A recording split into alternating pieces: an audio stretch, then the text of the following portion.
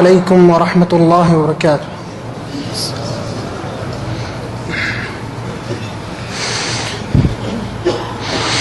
أعوذ بالله من الشيطان الرجيم. بسم الله الرحمن الرحيم. يا أيها الذين آمنوا اتقوا الله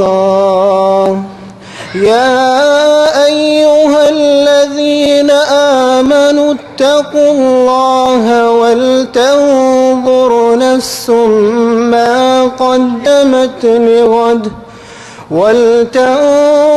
نفس ما قدمت لغد واتقوا الله إن الله خبير بما تعملون. ولا تكونوا كالذين نسوا الله فأنساهم أنفسهم أولئك هم الفاسقون. لا يستوي أصحاب النار وأصحاب الجنة هم الفائزون. لو أنزلنا هذا القرآن على جبل لرأيته خاشعا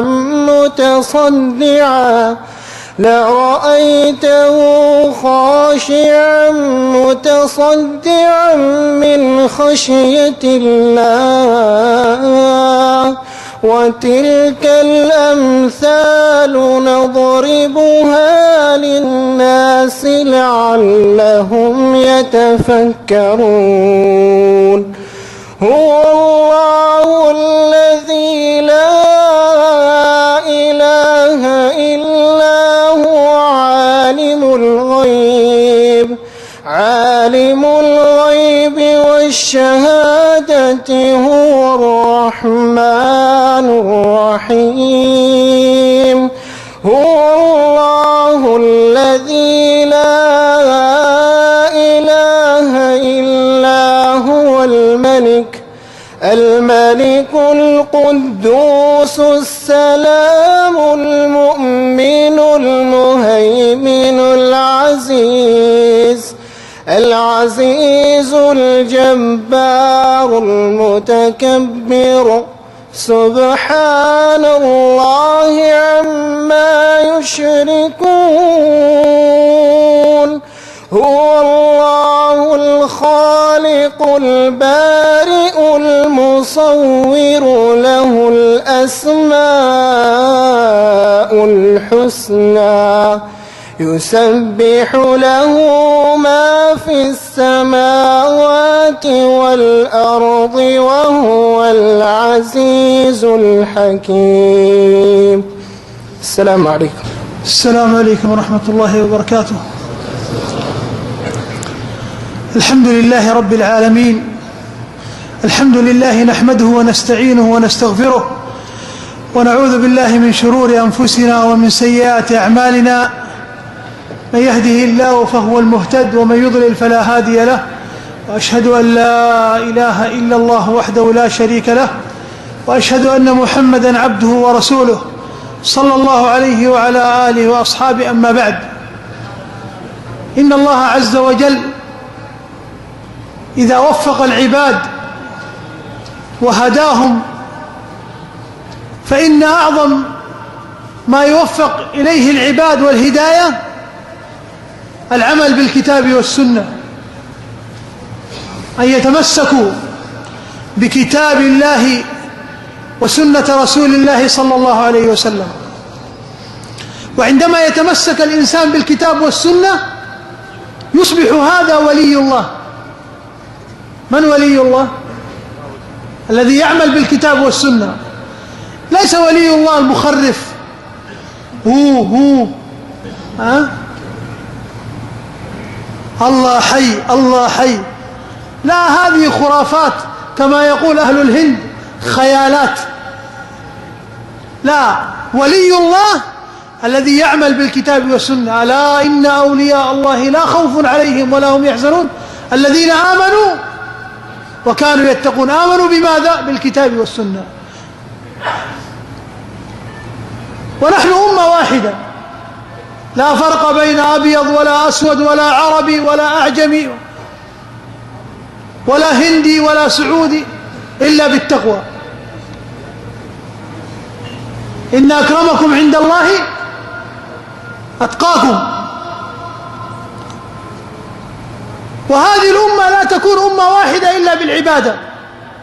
إن هذه أمتكم أمة واحدة وأنا ربكم فاعبدون. إذا لم يكن هناك فاعبدون فلن تكون الأمة واحدة. افهموا يا إخوان هذا الكلام باختصار. أنا أختم بهذه الكلمة وأرجو من الله الأخ إذا ترجم يترجمها جيدا.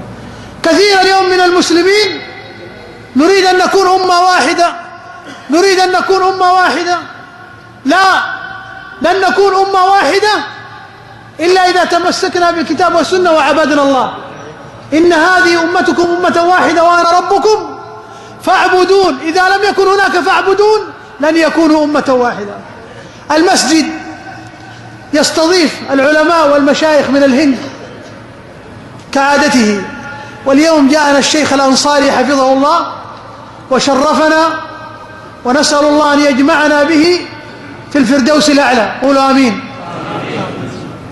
ونسأل الله أن يجعل كل خطوة خرج بها رفعة درجات وتكفير سيئات، ونسأل الله جل وعلا أن يجري على لسانه الخير.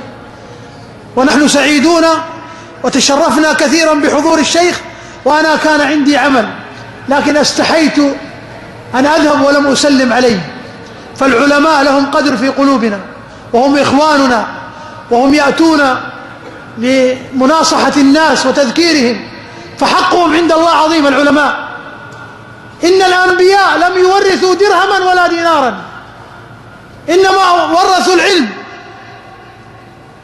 فالعلماء ورثة الأنبياء. فحي الله الشيخ الأنصاري في قلوبنا ومسجدنا ونفوسنا. اللهم وفقنا لما تحب وترضى، واكتب لنا أجر هذا اللقاء يا رب الأرض والسماء. وجزا الله خير الإخوة الذين رتبوا هذا اللقاء. وصلى الله وسلم على محمد وعلى آله وصحبه رحمة الله وبركاته. الحمد لله الصلاة والسلام على رسول الله اما بعد. آپ کے سامنے شیخ جرجیز انصاری موجود ہیں ماشاءاللہ. جو شیخ جرجیز انصاری صاحب جو ہیں جمعیت اہل حدیث ہند یو پی مغرب کے امیر ہیں. آپ کا تعلق ہندوستان اتر پردیش اٹاوا سے ہے. آپ کا یہ جدے میں دوسرا دورہ ہے. اس سے پہلے آپ جو ہیں 2011 میں آ چکے ہیں اور آپ کے کچھ خطاب یہاں ہوئے تھے. اور شیخ کا آج کا موضوع ہے اختلاف امت اور اس کا علاج. پروگرام کی ترتیب اس طرح ہے کہ شیخ ماجد حافظ اللہ نے جو باتیں کہی ہیں شیخ نعیم اللہ صاحب اس کا ترجمہ کریں گے اور شیخ کا استقبال بھی کریں گے انشاءاللہ. پروگرام کے موضوع کے تعلق سے آپ لوگوں سے 3 سوال کیے جائیں گے. جو سوال کا صحیح جواب دے گا انشاءاللہ اس کو کتاب کی شکل میں انعام ملے گا. پروگرام کے آخر میں شیخ کے جو پروگرام جدہ میں 2011 میں ہوئے تھے اس تعلق سے جو بھی ڈی وی ڈی ہے ملے گی انشاءاللہ، جس میں آپ کے 3 پروگرام ہیں: عظمت قرآن اور محبت رسول اللہ صلی اللہ علیہ وسلم، اور تیسرا موضوع ہے گناہ کبیرہ. انشاءاللہ اس کی ڈی وی ڈی آپ لوگ کو آخر ملے گی. میں شیخ نعیم اللہ صاحب سے تشریف لائیں اور شیخ کا استقبال کریں. الحمد لله هدانا لدينه الإسلام وجعلنا من أمة نبيه محمد صلى الله عليه وسلم وشرفنا وفضلنا على سائر الأديان ومحى بحبيبه عبادة الأوثان صلى الله وسلم عليه وبارك عليه ومن تبعهم بإحسان. أما بعد فأعوذ بالله من الشيطان الرجيم. ألا إن أولياء الله لا خوف عليهم ولا هم يحزنون الذين آمنوا وكانوا يتقون. حضرات گرامی، جیسا مجھے حکم ہوا کہ میں شیخ ماجد کے بیان کردہ کلمات کی توضیح اور تشریح کر دوں، تو شیخ ماجد نے جو باتیں کہیں ان میں سب سے پہلی اور بنیادی بات وہ علم کے تعلق سے اللہ سبحانہ و تعالی نے جب سلسلہ وحی شروع کیا، جناب محمد الرسول اللہ صلی اللہ علیہ وسلم پہ جب نبوت کے دروازے کو کھولا، تو پہلی وحی جو جبریل غار حرا میں لے کے آئے وہ اقرأ بسم ربک الذی خلق، علم کی بات تھی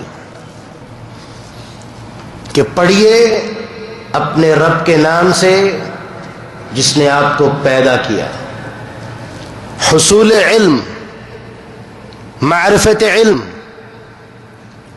اور اسی ضمن میں اللہ سبحانہ و تعالی نے جو تبلیغ کا مشن تھا، جو اساس اور بنیاد تھی، جب اس کی بات کی تو کیا کہا؟ فَاعْلَمْ أَنَّهُ لَا إِلَهَ إِلَّا اللَّهُ. سب سے پہلے محمد الرسول اللہ صلی اللہ علیہ وسلم کو یہ بات کہی کہ آپ جان لیجئے کہ اللہ کے علاوہ کوئی الہ اور معبود نہیں ہے. یعنی ابتدائے دنیا اور خاص طور پہ اس میں جناب محمد الرسول اللہ صلی اللہ علیہ وسلم کی امت کے معاملات کی ابتدا اللہ سبحانہ و تعالی نے علم پہ کی، اور جب انتہا کی اور علم کو کس چیز کا نام دیا؟ علم کو دین کا نام دیا کہ دین پورے کا پورا علم کا نام ہے. اور اللہ سبحانہ و تعالی نے عرفات کے دن جو قرآن مجید کا آخری ٹکڑا نازل کیا تو اس میں کیا کہا؟ الیوم اکملت لکم دینکم، آج ہم نے آپ پہ اس دین کو مکمل کر دیا ہے. کیا مطلب؟ کہ آسمان سے جس قدر وحی آنی تھی وہ آ چکی، علم مکمل ہو چکا. اس کے بعد صرف عمل باقی رہتا ہے، اور اس عمل کے لیے اللہ سبحانہ و تعالی نے ہمارے سامنے دو چیزیں واضح کر دیں، جس کے بارے میں رسول اللہ صلی اللہ علیہ وسلم نے بیان فرمایا. عرباد بن ساریہ روایت کرتے ہیں، ابو داؤد وغیرہ کی روایت ہے کہ اللہ کے رسول نے فرمایا الا انی اوتیت القرآن ومثلہ معہ، کہ لوگوں جان لو علم کے جو ذرائع ہیں وہ دو ہیں، نمبر ایک قرآن، اور نمبر دو مثل قرآن یعنی حدیث. اور یہی وہ دو چیزیں ہیں جن کے بارے میں شیخ ماجد نے واضح کیا کہ لوگوں ہمارے لیے کامیابی کا رستہ، اختلاف سے نکلنے کا رستہ، اتحاد بین المسلمین کا رستہ، وحدت امت کا رستہ، وہ انہی دو جگہوں سے ہو کے جاتا ہے. ایک اللہ کی کتاب ہے اور دوسرا محمد الرسول اللہ صلی اللہ علیہ وسلم کا فرمان ہے. اس کے علاوہ کوئی تیسرا رستہ ایسا نہیں، کوئی تیسری جگہ اور کوئی تیسرا طریقہ ایسا نہیں جس کے اوپر امت اکٹھی ہو سکتی ہو اور امت ایک کلمے میں متفق ہو سکتی ہو. اور یہی پہ جب اللہ سبحانہ و تعالی نے اپنے رسول صلی اللہ علیہ وسلم کو یہودیوں کو مخاطب کرنے کے لیے کہا تو کیا کہا؟ آؤ تعالوا الى کلمۃ سواء بیننا وبینکم الا نعبد الا اللہ ولا نشرک به شیئا. جو اساس اور بنیاد تھی کہ سب سے پہلے ہمارا رب اللہ ہے، تم بھی مانتے ہو ہم بھی مانتے ہیں، تم بھی تسلیم کرتے ہو ہم بھی تسلیم کرتے ہیں، آؤ اس کلمے پہ متفق ہو جاتے ہیں، تمہارے درمیان بھی مشترک ہے، ہمارے درمیان بھی مشترک ہے. لیکن وہ لوگ اس چیز کو ماننے کے لیے تیار نہیں ہوئے. جب محمد الرسول اللہ صلی اللہ علیہ وسلم کا امتی آپس میں ایک جگہ پہ ملنے کی بات کرے گا تو وہ دو ہی چیزوں پہ بات کرے گا کہ آؤ تمہارا رب بھی اللہ ہے، ہمارا رب بھی اللہ ہے. اور اس بات کی وضاحت اللہ سبحانہ و تعالی نے قرآن مجید میں کر دی. جو شیخ نے آیہ مبارکہ تلاوت کی کہ اللہ فرماتے ہیں میں تمہارا رب ہوں. ان هذه امتکم امۃ واحدہ، یہ امت ایک امت ہے، ایک متفق امت، ایک مجتمع امت. وَأَنَا رَبُّكُمْ، اور لوگوں جان لو میں تمہارا رب ہوں. یہ وہ کلمہ ہے، یہ نقطہ ہے جو اللہ رب العالمین نے ہمیں عطا کیا، جس کلمے اور نقطے کے اوپر پوری کائنات اور خاص طور پہ مسلمانوں کو ایک جگہ جمع کیا جا سکتا ہے.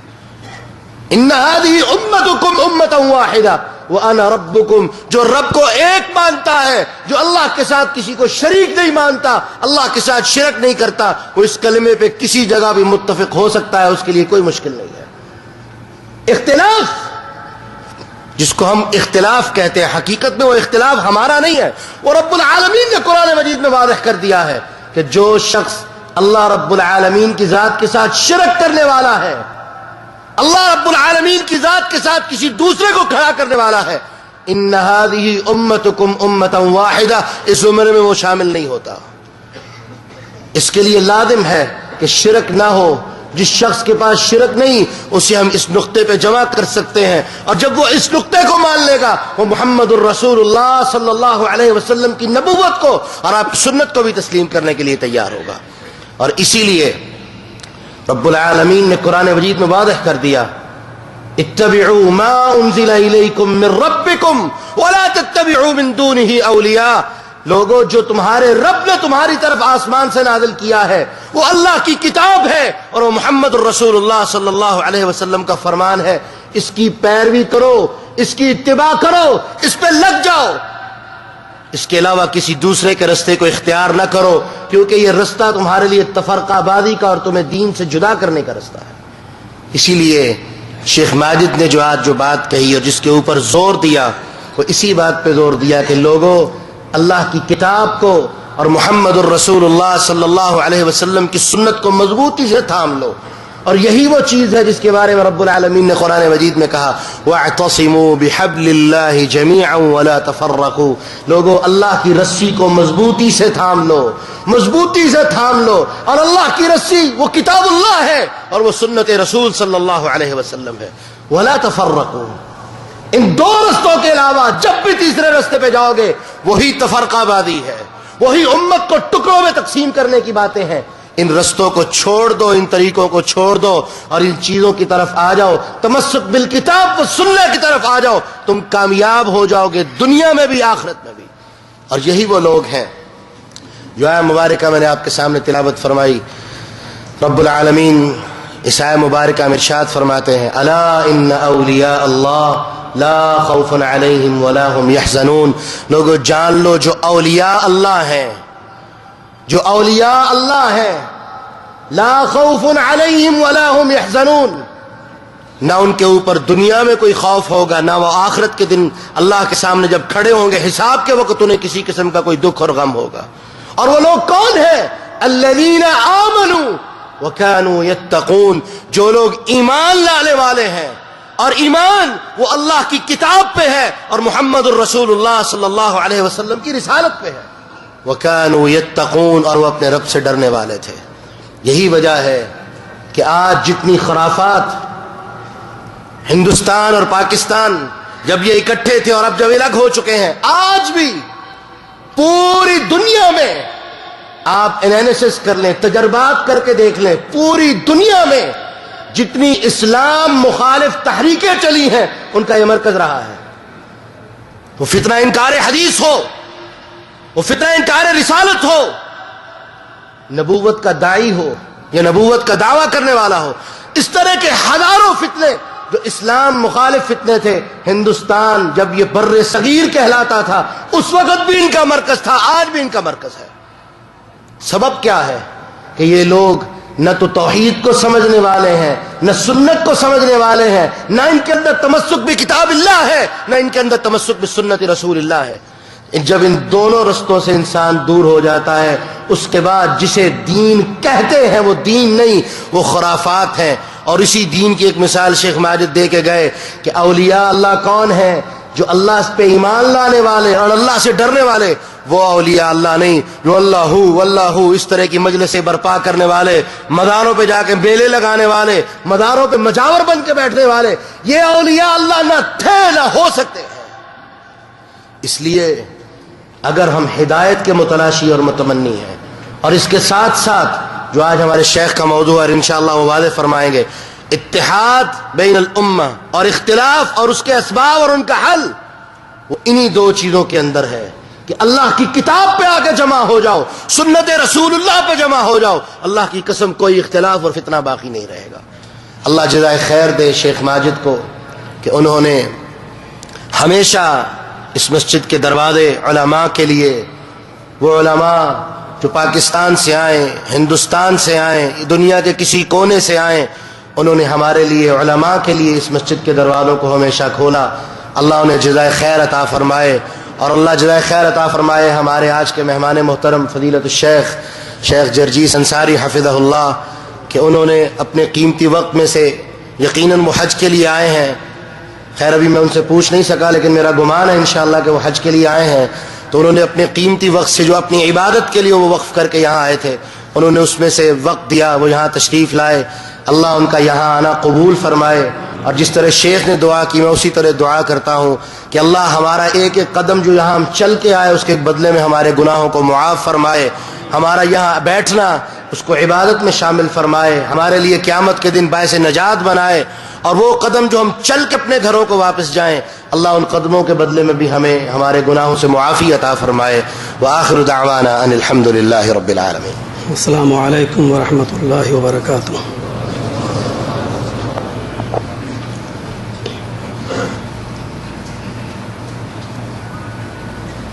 الحمد للہ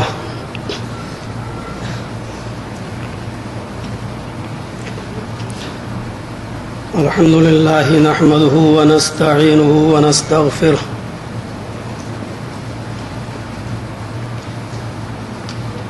ونعوذ باللہ من شرور انفسنا ومن سیئات اعمالنا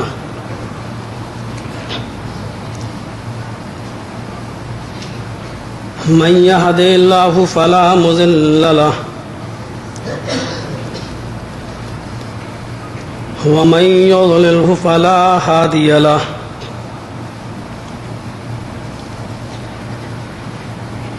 وأشهد أن لا إله إلا الله وحده لا شريك له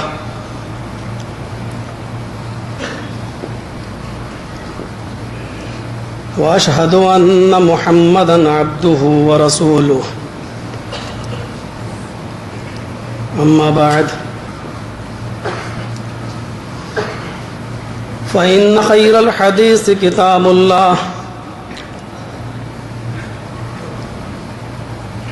وخير الهدي هدي محمد صلى الله عليه وسلم وشر الأمور محدثاتها وكل محدثة بدعة وكل بدعة ضلالة وكل ضلالة في النار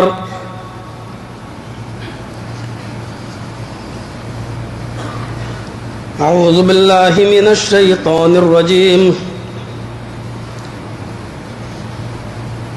بسم الله الرحمن الرحيم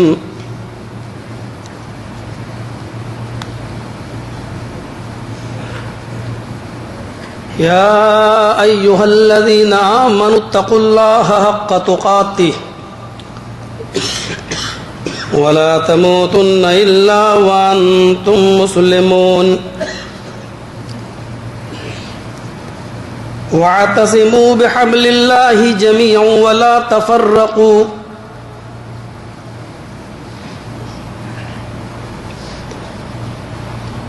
رب اشرح لي صدري ويسر لي أمري واحلل عقدة من لساني يفقهوا قولي.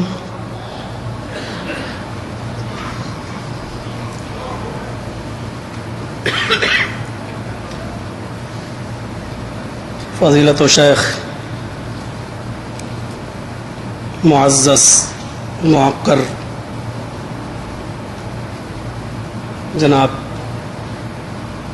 نعیم اللہ صاحب حفظہ اللہ وطولہ، یہاں تک مجھے مکہ سے لے کر آنے والے ہمارے محترم جاوید انصاری صاحب اور ہمارے دوست رفیق آزاد صاحب، اس مسجد میں تشریف رکھے ہوئے ہمارے معزز محترم سامعین حضرات، جدہ میں یہ میری آمد دوسری مرتبہ ہے. مجھے ٹھیک سے یاد نہیں تھا، ابھی جاوید بھائی نے جو تعارف کرایا تھوڑا بہت، اس سے مجھے پتہ چلا کہ شاید 2011 میں یہاں آیا تھا. لیکن اتنا یاد آ رہا ہے کہ یہاں محبت رسول کے موضوع پر، گناہ کبیرہ کے موضوع پر کوئی خطاب برا ہوا تھا. اس مرتبہ یہ میری خوش نصیبی ہے کہ دوبارہ آپ سے ملاقات کا شرف حاصل ہو رہا ہے،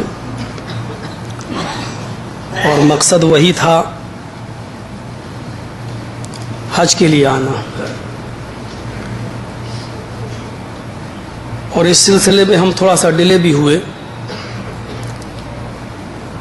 پہلے ہم اپنے والدین کو یہاں بھیجنا چاہتے تھے حج کے لیے،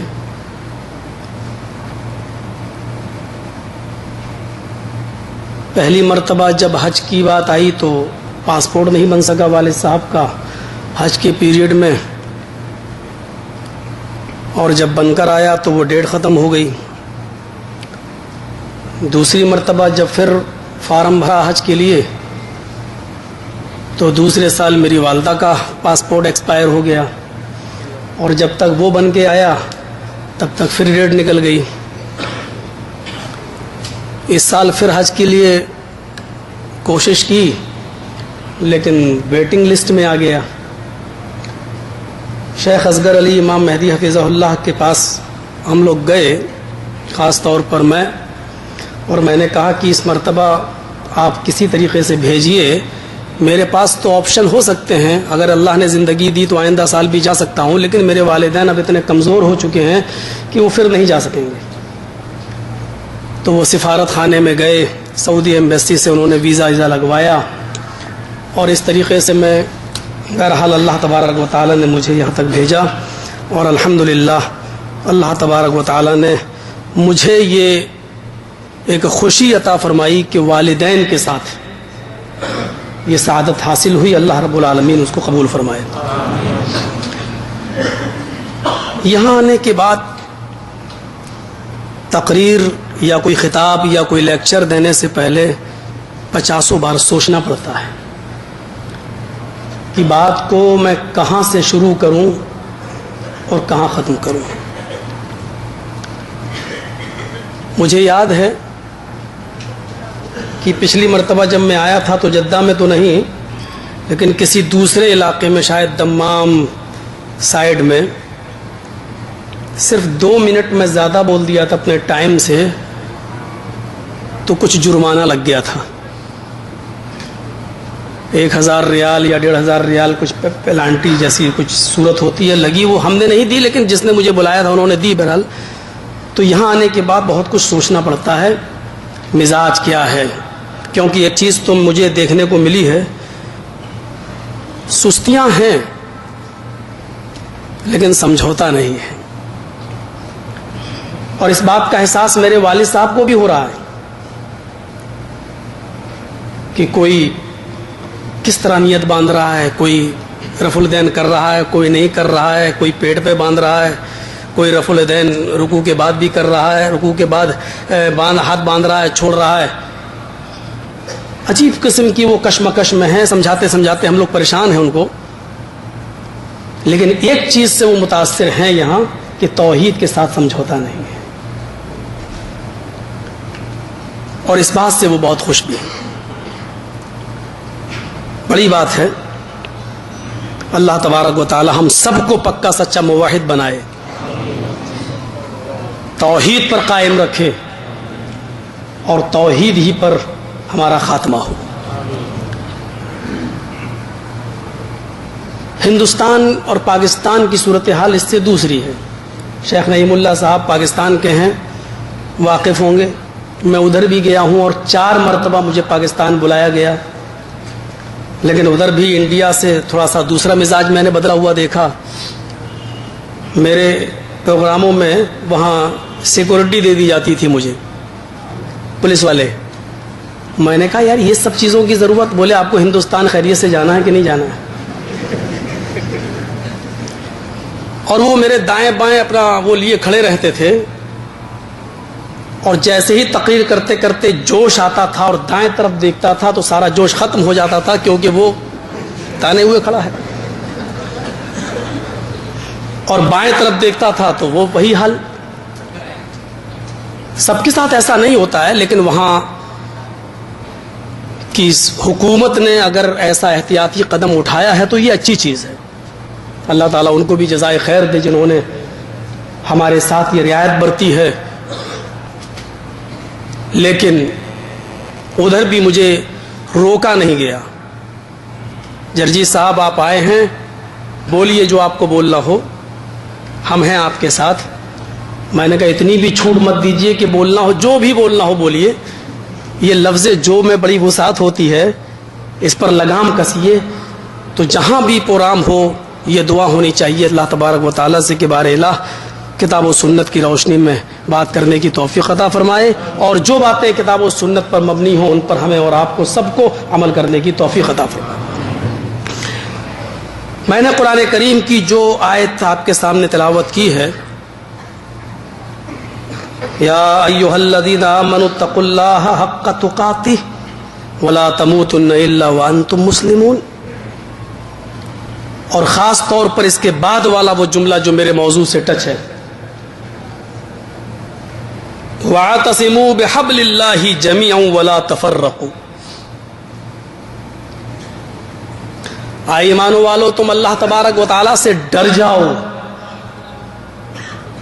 اور آگے جملہ کہا حق تقاتہ، جیسا کہ اس سے ڈرنے کا حق ہے. انسان بہت سی چیزوں سے ڈرتا ہے. سانپ کے منہ میں انگلی نہیں دیتا ہے کہ یہ مجھے ڈس لے گا تو ہم مر جائیں گے. زہر سے بھی ڈرتا ہے، کھا لیں گے تو ہم مر جائیں گے. شیر سے بھی ڈرتا ہے کہ اس کے سامنے آئیں گے تو پھاڑ دے گا. آگ سے ڈرنے کا حق یہ ہے کہ آپ آگ سے کے پاس کھڑے ہیں لیکن اس کو دیکھ کر بھاگ نہیں رہے ہیں، لیکن آپ اس میں جمپ بھی نہیں لگا رہے ہیں، چھلانگ بھی نہیں لگا رہے ہیں. اور آگ سے ڈرنے کا حق یہی ہے کہ آپ اس کے اندر چھلانگ نہ لگائیں.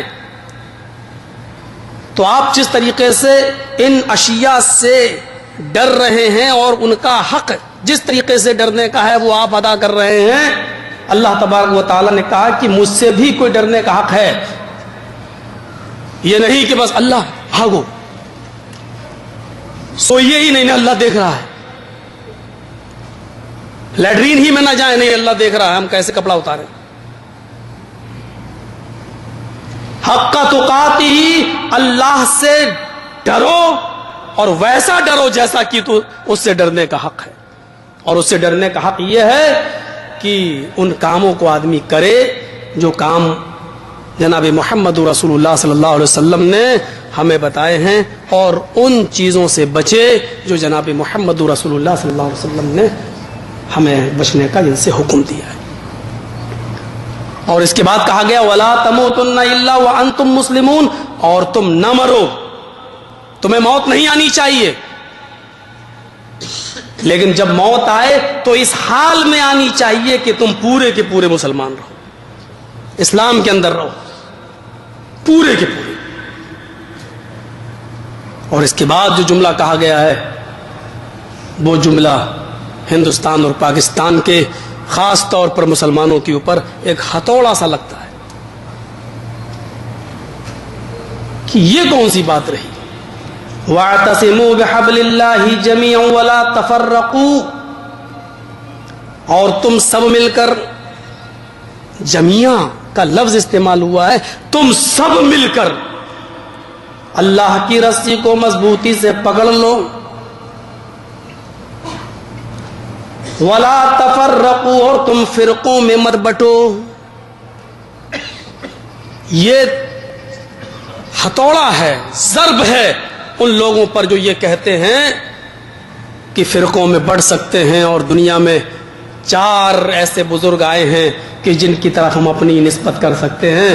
کوئی اپنے آپ کو حنفی کہلا سکتا ہے، مالکی کہلا سکتا ہے، شافعی کہلا سکتا ہے، حنبلی کہلا سکتا ہے، اور ان کی آڑ میں پھر جو فرقوں کی بنیادیں پڑیں، کوئی چشتی بنا، کوئی قادری بنا، کوئی رضوی بنا، کوئی شیعہ بنا، اور پھر معاملے وہاں تک پہنچے جہاں تک امید نہیں تھی. وَاعْتَصِمُوا بِحَبْلِ اللَّهِ جَمِيعًا وَلَا تَفَرَّقُوا، تم سب مل کر اللہ کی رسی کو مضبوطی سے پکڑ لو. علماء کا اتفاق ہے، مفسرین کا اتفاق ہے کہ وَاعْتَصِمُوا بِحَبْلِ اللَّهِ، حبل اللہ کی رسی سے مراد جو چیز ہے وہ ہے قرآن. قرآن کو مضبوطی سے پکڑ لو. اور یہ اس بات پر بھی سب کا اتفاق ہے کہ قرآن کو مضبوطی سے ہم اس وقت تک نہیں پکڑ سکتے ہیں، اور قرآن کو اس وقت تک ہم نہیں سمجھ سکتے ہیں جب تک کہ ہم حدیث کا سہارا نہیں لیں گے. یہ دونوں جڑواں بھائی ہیں، قرآن اور حدیث. اگر کوئی شخص یہ کہتا ہے کہ نہیں ہمیں صرف قرآن کافی ہے، گمراہ ہے وہ شخص، راہ راست سے بھٹکا ہوا ہے وہ شخص. قرآن کو سمجھنے کے لیے حدیث بے حد ضروری ہے، ورنہ آپ چلیے قرآن کی اس آیت کو بتائیے آپ کیسے سمجھیں گے. انما حرم علیکم المیتۃ والدم ولحم الخنزیر وما اہل بہ لغیر اللہ، حرام ہے تمہارے اوپر مردار. انما حرم علیکم المیتۃ، حرام کر دیا گیا، حرام ہے تمہارے اوپر مردار، والدم اور خون. قرآن تو یہ کہہ رہا ہے کہ ساری مردہ چیزیں تمہارے اوپر حرام ہیں، کوئی بھی مردہ چیز تم نہیں کھا سکتے ہو. قرآن نے ایک مطلق لفظ استعمال کیا، سارے مردے حرام ہیں تمہارے اوپر. لیکن کیا آپ مچھلی نہیں کھاتے ہیں؟ وہ تو مردہ ہے. یا مری ہوئی مچھلی اگر آپ کو مل جائے تو کیا وہ آپ کے لیے حلال نہیں ہے؟ یہ مردہ مچھلی کو آپ نے حلال کیسے جانا؟ قرآن نے تو سارے مردوں کو حرام قرار دیا ہے. پتہ یہ چلا کہ قرآن کی اس آیت کو ہم جیسا سمجھنا چاہیں یہ ضروری نہیں ہے اور یہ فرض نہیں ہے.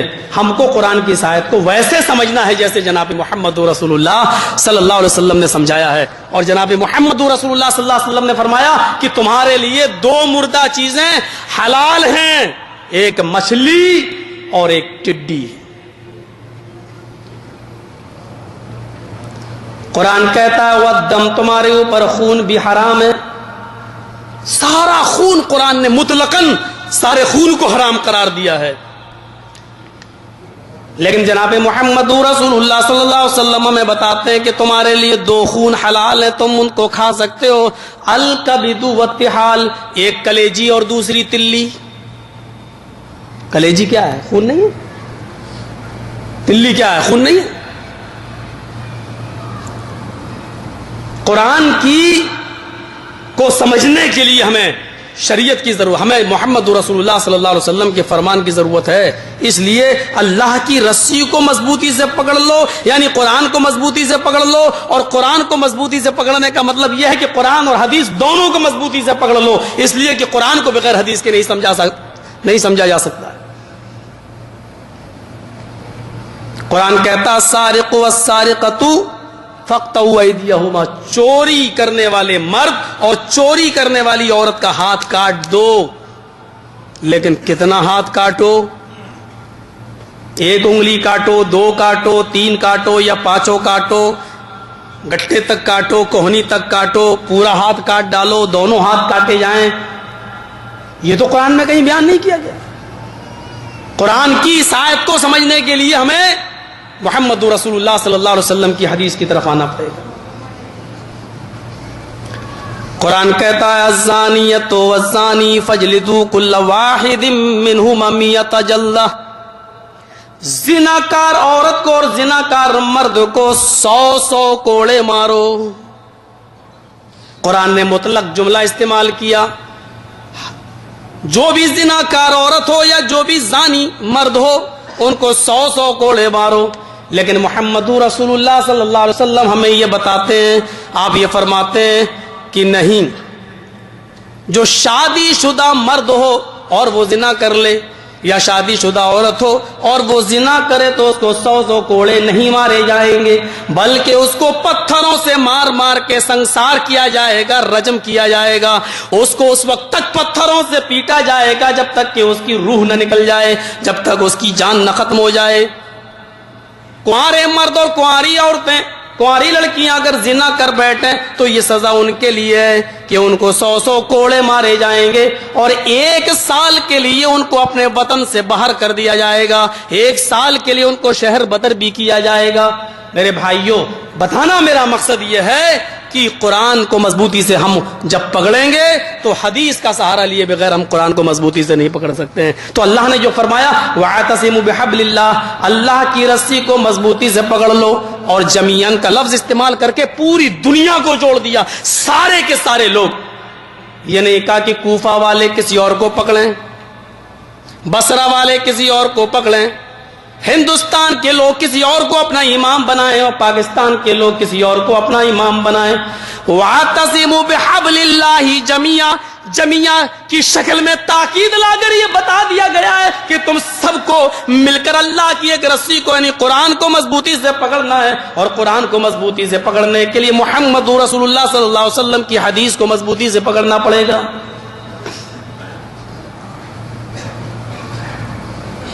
جن لوگوں نے فقہ کی کتابیں پڑھی ہوں گی اور اصول فقہ خاص طور پر، تو ان کو اچھی طریقے سے معلوم ہوگا کہ اس میں ایک چیز بتائی جاتی ہے مفہوم مخالف نکالنا، الٹا مفہوم نکالو.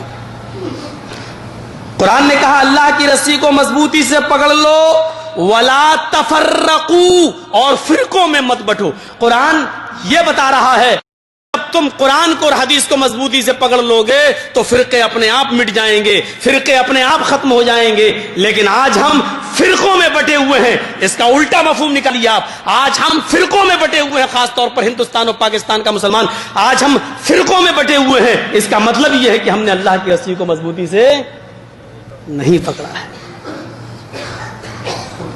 سیدھا سیدھا مفہوم، اللہ کی رسی کو اگر کوئی مضبوطی سے پکڑ لے، یعنی قرآن و حدیث کو کوئی آدمی مضبوطی سے پکڑ لے تو فرقے مٹ جائیں گے، فرقے ختم ہو جائیں گے. آج ہم فرقوں میں بٹے ہوئے ہیں، اس کا مطلب یہ ہے کہ آج ہم نے قرآن اور حدیث کو مضبوطی سے نہیں پکڑا ہے. یا یہ کہہ دیجئے کہ قرآن و حدیث کے بارے میں ہم یہ کہنا شروع کر دیے کہ یہ چیز ہمارے سمجھ میں نہیں آ سکتی ہے، اور ہم ڈائریکٹ اس کو کیسے سمجھ سکتے ہیں. اس کو سمجھنے کے لیے تو ہمیں بزرگوں کو سمجھنا پڑے گا، ان کی باتوں کو دیکھنا پڑے گا، اور ان کی ہمیں آنکھ بند کر کے ان کی ہر بات ہمیں ماننا پڑے گی.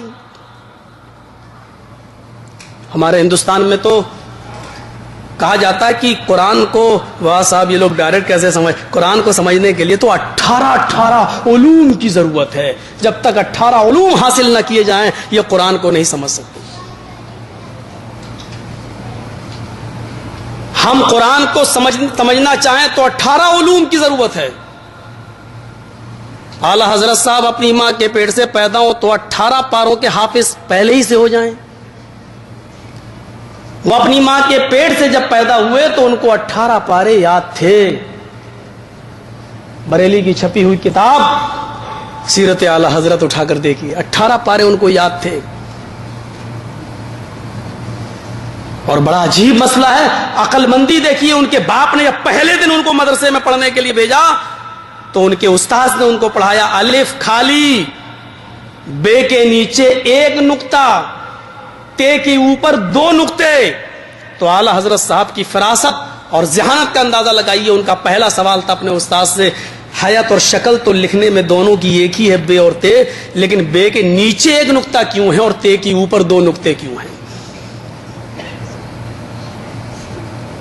اس سے نتیجہ نکال کر کہتے ہیں انہوں نے سمجھا ہے قرآن.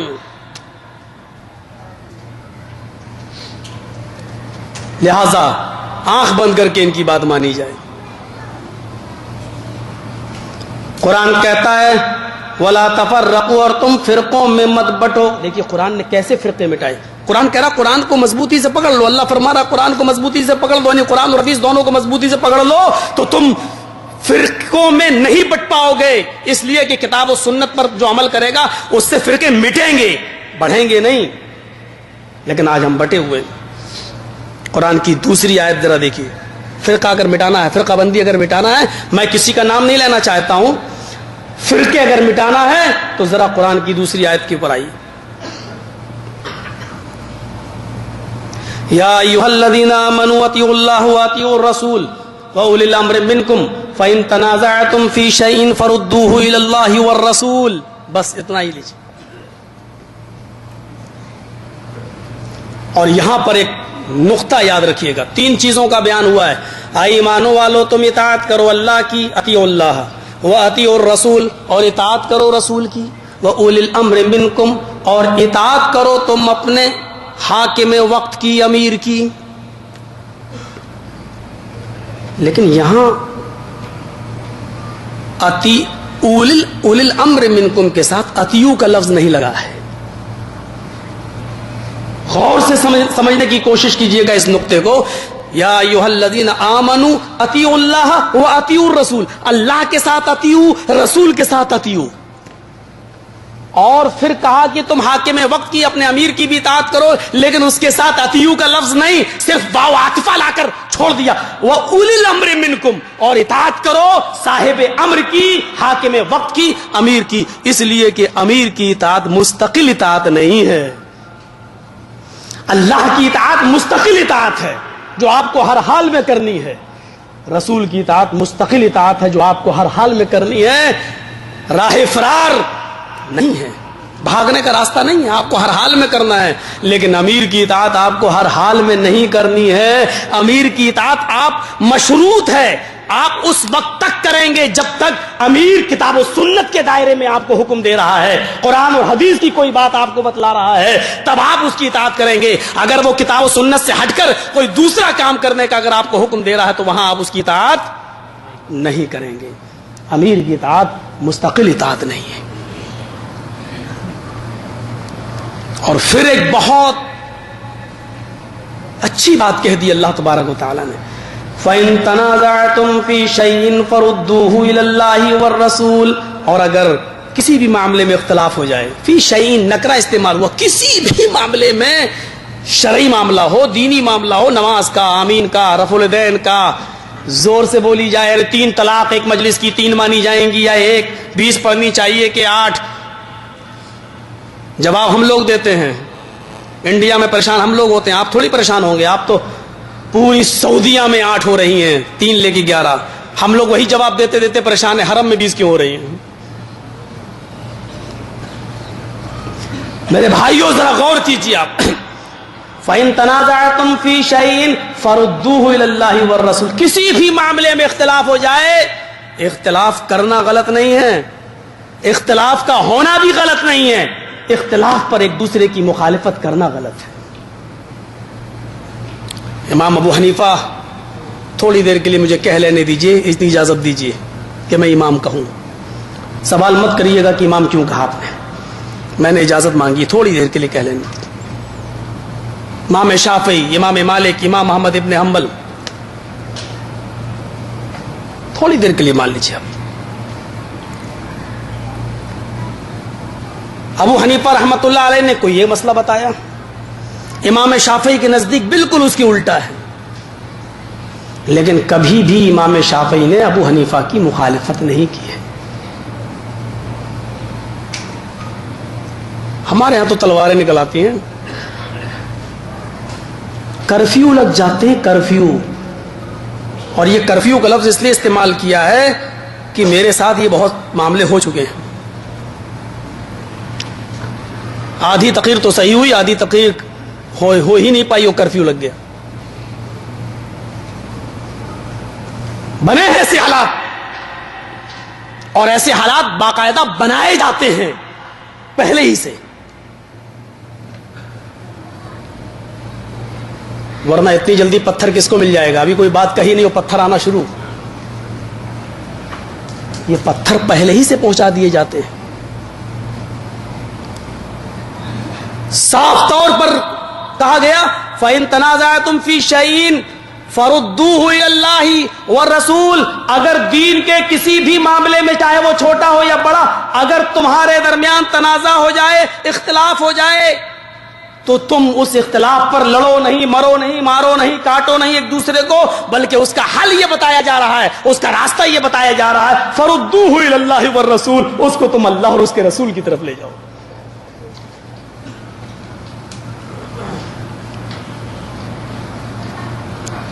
چل میرے مولوی کے پاس, وہ کہتا چل میرے مولوی کے پاس.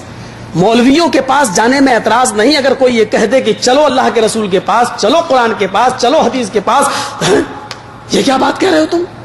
تمہارے اندر اتنی سمجھ ہے کہ قرآن کو سمجھ پاؤ گے, حدیث کو سمجھ پاؤ گے؟ فَإِن تَنَازَعْتُمْ فِي شَيْءٍ فَرُدُّوهُ إِلَى اللَّهِ وَالرَّسُولِ. آگے والا جملہ اور خطرناک, إِن كُنتُمْ تُؤْمِنُونَ بِاللَّهِ وَالْيَوْمِ الْآخِرِ. ذرا غور کیجئے ان جملوں پر اور پھر اس کا الٹا مفہوم نکالیے. اگر اختلاف ہو جائے دین کے کسی بھی مسئلے میں تو تم اس کو پلٹ دو, اس کو لے جاؤ اللہ اور اس کے رسول کی طرف. وہاں اولی الامر منکم ختم کر دیا. ذکر تو 3 چیزوں کا کیا تھا, اطاعت کرو اللہ کی, اطاعت کرو رسول کی, اور حاکم وقت کی. لیکن اختلاف پیدا ہو جائے تو اس کو حاکم وقت کی طرف بھی نہیں پلٹنا ہے. اگر تنازع پیدا ہو جائے تو صرف اس کے لیے سپریم کورٹ اگر کوئی ہے, عدالت اگر سب سے بڑی کوئی عدالت ہے تو وہ کتاب اللہ اور سنت رسول, اللہ اور اس کے رسول کی عدالت ہے. حاکم وقت اور امیر کی بھی عدالت نہیں. اور آگے کہا ان کنتم تؤمنون باللہ والیوم الآخر. اگر تم مومن ہو, ایمان رکھتے ہو اللہ پر اور قیامت پر, تو کیا مفہوم نکلا؟ الٹا نکالو. اگر اللہ اور قیامت پر ایمان ہوگا تو اپنے اختلاف کا قضیہ اور اپنے اختلاف کا فیصلہ صرف قرآن اور حدیث سے کراؤ گے, اللہ اور اس کے رسول کی عدالت سے کراؤ گے. اور اگر اللہ پر اور قیامت پر ایمان نہیں ہوگا تمہارا تو اللہ اور اس کے رسول کی عدالت کو چھوڑ کر تم دوسروں کی عدالت میں جاؤ گے. یہ مقصد ہے اور یہ مطلب ہے. کتنے مومن ہیں ہم اور آپ؟ جدہ میں بیٹھ کر قال اللہ اور قال الرسول کی آواز بلند کر لینا بہت مشکل کام نہیں ہے. خانہ کعبہ میں بیٹھ کر ایک اللہ کی عبادت کرو یہ کہہ دینا بہت مشکل کام نہیں ہے. مشکل کام یہ ہے کہ بریلی کے علاقے میں گھس کر یہ کہو. ایک بار کہا 6 دن جیل میں گئے, 6 دن پورے, اور ہم نے اس پر بھی اللہ کا شکر ادا کیا. گیا بھی ہوں جیل میں تو بریلی میں گیا ہوں, اور بریلی میں گیا تو ادھر ملے بھی وہی سب لوگ. پولیس والے کہتے ہیں ہم سے چلو یہاں تو سب کو کام کرنا پڑتا ہے, تم کیا کام کرو گے بتاؤ؟ میں نے کہا میں کوئی کام جانتا ہی نہیں ہوں, کروں گا کیا؟ بولے یہ کیا بات رہی, کہ کوئی روٹی پکاتا ہے, کوئی جھاڑو دیتا ہے, کوئی برتن صاف کرتا ہے, تم کیا کرو گے؟ میں نے کہا میں نے کیا ہی نہیں سب کام. تو کیا کرتے تھے تم؟ میں نے کہا مسجد میں نماز پڑھاتا ہوں. پولیس والوں نے کہا بہت اچھا, ہمارے ہاں جیل میں نماز پڑھنے والوں کے لیے کوئی پڑھانے والا ہی نہیں ہے, یہ اچھا ہوا کہ تم آ گئے, چلو یہ ڈیو. میں نے کہا اللہ تیرا شکر ہے کہ چلو اچھا کام ملا.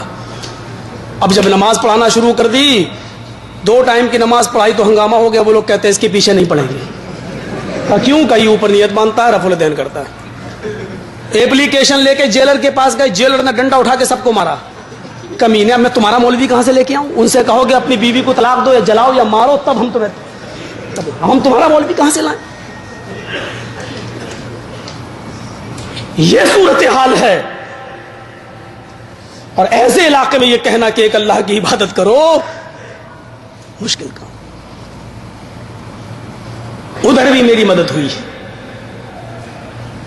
اب کچھ لوگوں کے تعویذ آبی جب اتروائے، کچھ لوگ جب بدلے، تو ہائی کمان، اعلی کمان تک بات پہنچی. اعلی کمان سے میرا اشارہ سمجھ رہے ہوں گے، اعلی کمان تک، گدہ نشینوں تک. اور بریلی کے سب سے بڑی گدہ نشین وہاں تک آواز پہنچی. وہ لوگ میرے پاس ملنے جیل میں آئے، کہنے لگے کمپرومائز کر لو، ہم تمہیں جیل سے نکلوا رہے ہیں.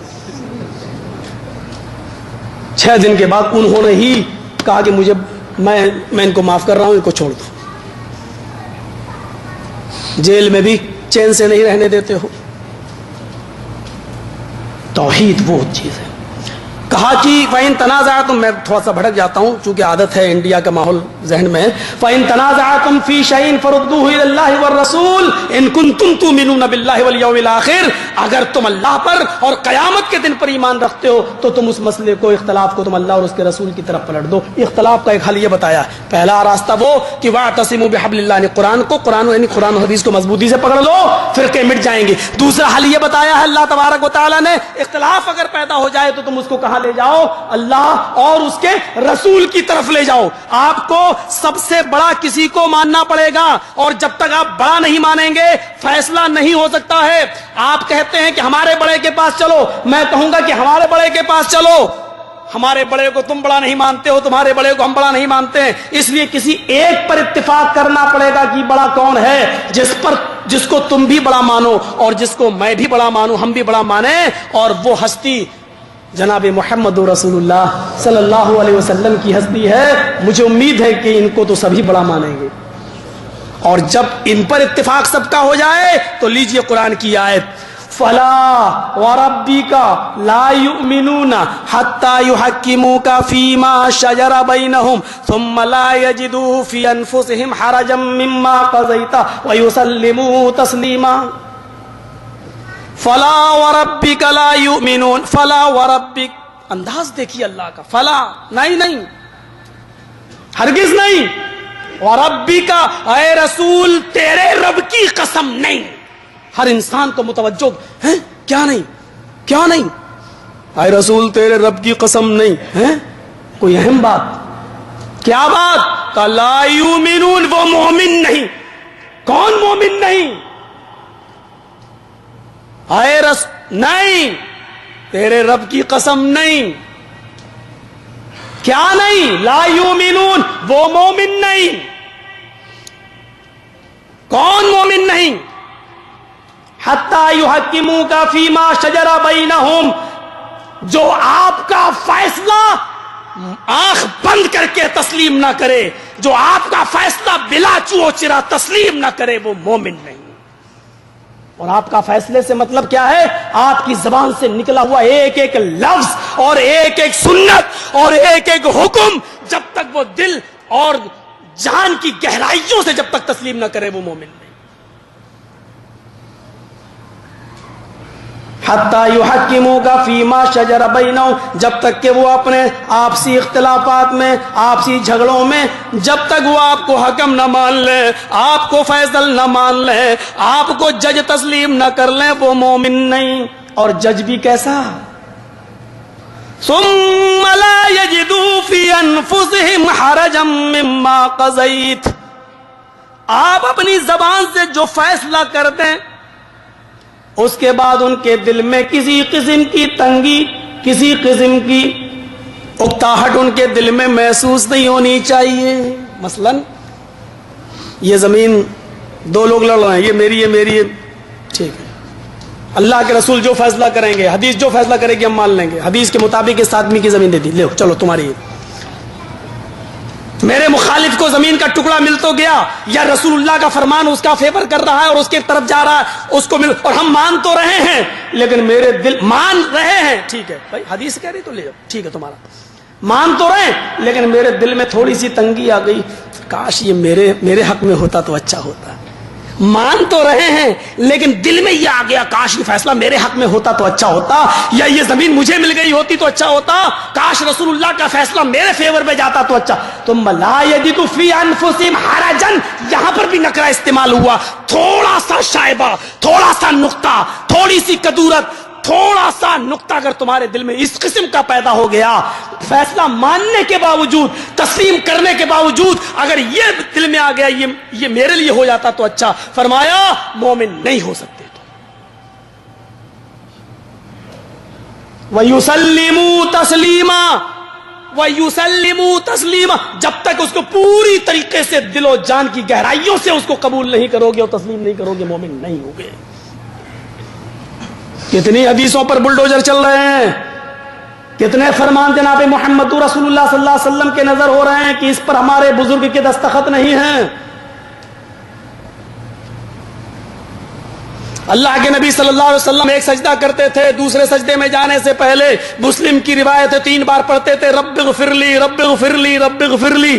سنن اربعہ کی روایت ہے آپ پڑھتے تھے اللہم اغفر لی وارحمنی وہدنی وعافنی وارزقنی. کتنے لوگوں کا عمل ہے, نبی کرتے تھے, نبی نے یہ سکھایا ہے.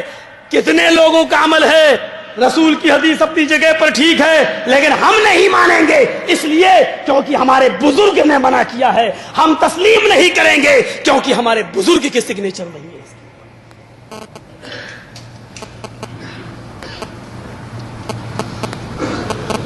وہ ایک عورت اللہ کے رسول کے پاس آئی, میں آپ سے نکاح کرنا چاہتی ہوں. بخاری کتابوں نکاح اٹھاؤ. آپ خاموش رہے. اس نے دوبارہ کہا آپ خاموش رہے. اس نے تیسری بار کہا. ایک صحابی بولے اللہ کے رسول وہ بار بار آپ سے کہہ رہی ہے شادی کے لیے اور آپ منع کچھ بول ہی نہیں رہے. آپ نے کہا میں نہیں کر سکتا. تو کہا اللہ کے رسول میرے ساتھ کر دیجیے. مزاج تھا. آپ نے اس سے پوچھا اس کے ساتھ کرو گی؟ کہا آپ نہیں کر رہے ہیں تو اس کے ساتھ کر دیجیے. پوچھا مہر دینے کے لیے کیا ہے؟ یا تو دوسری ہے. پتہ نہیں ہمارے خواتین آتی ہیں کہ نہیں آتی ہیں آپ کے علاقے میں. مہر دینے کے لیے کیا ہے, کیا دو گے اپنی بیوی کو؟ وہاں پوچھتے ہیں یامہ ملے گی یا نہیں. راجدوت, اب تو R15 ایک نئی گاڑی چلی ہے 1,35,40,000 روپے والی انڈین R15 مانگتے. اللہ کے رسول نے کہا کیا دو گے؟ اس نے کہا وہ تو کچھ نہیں ہے.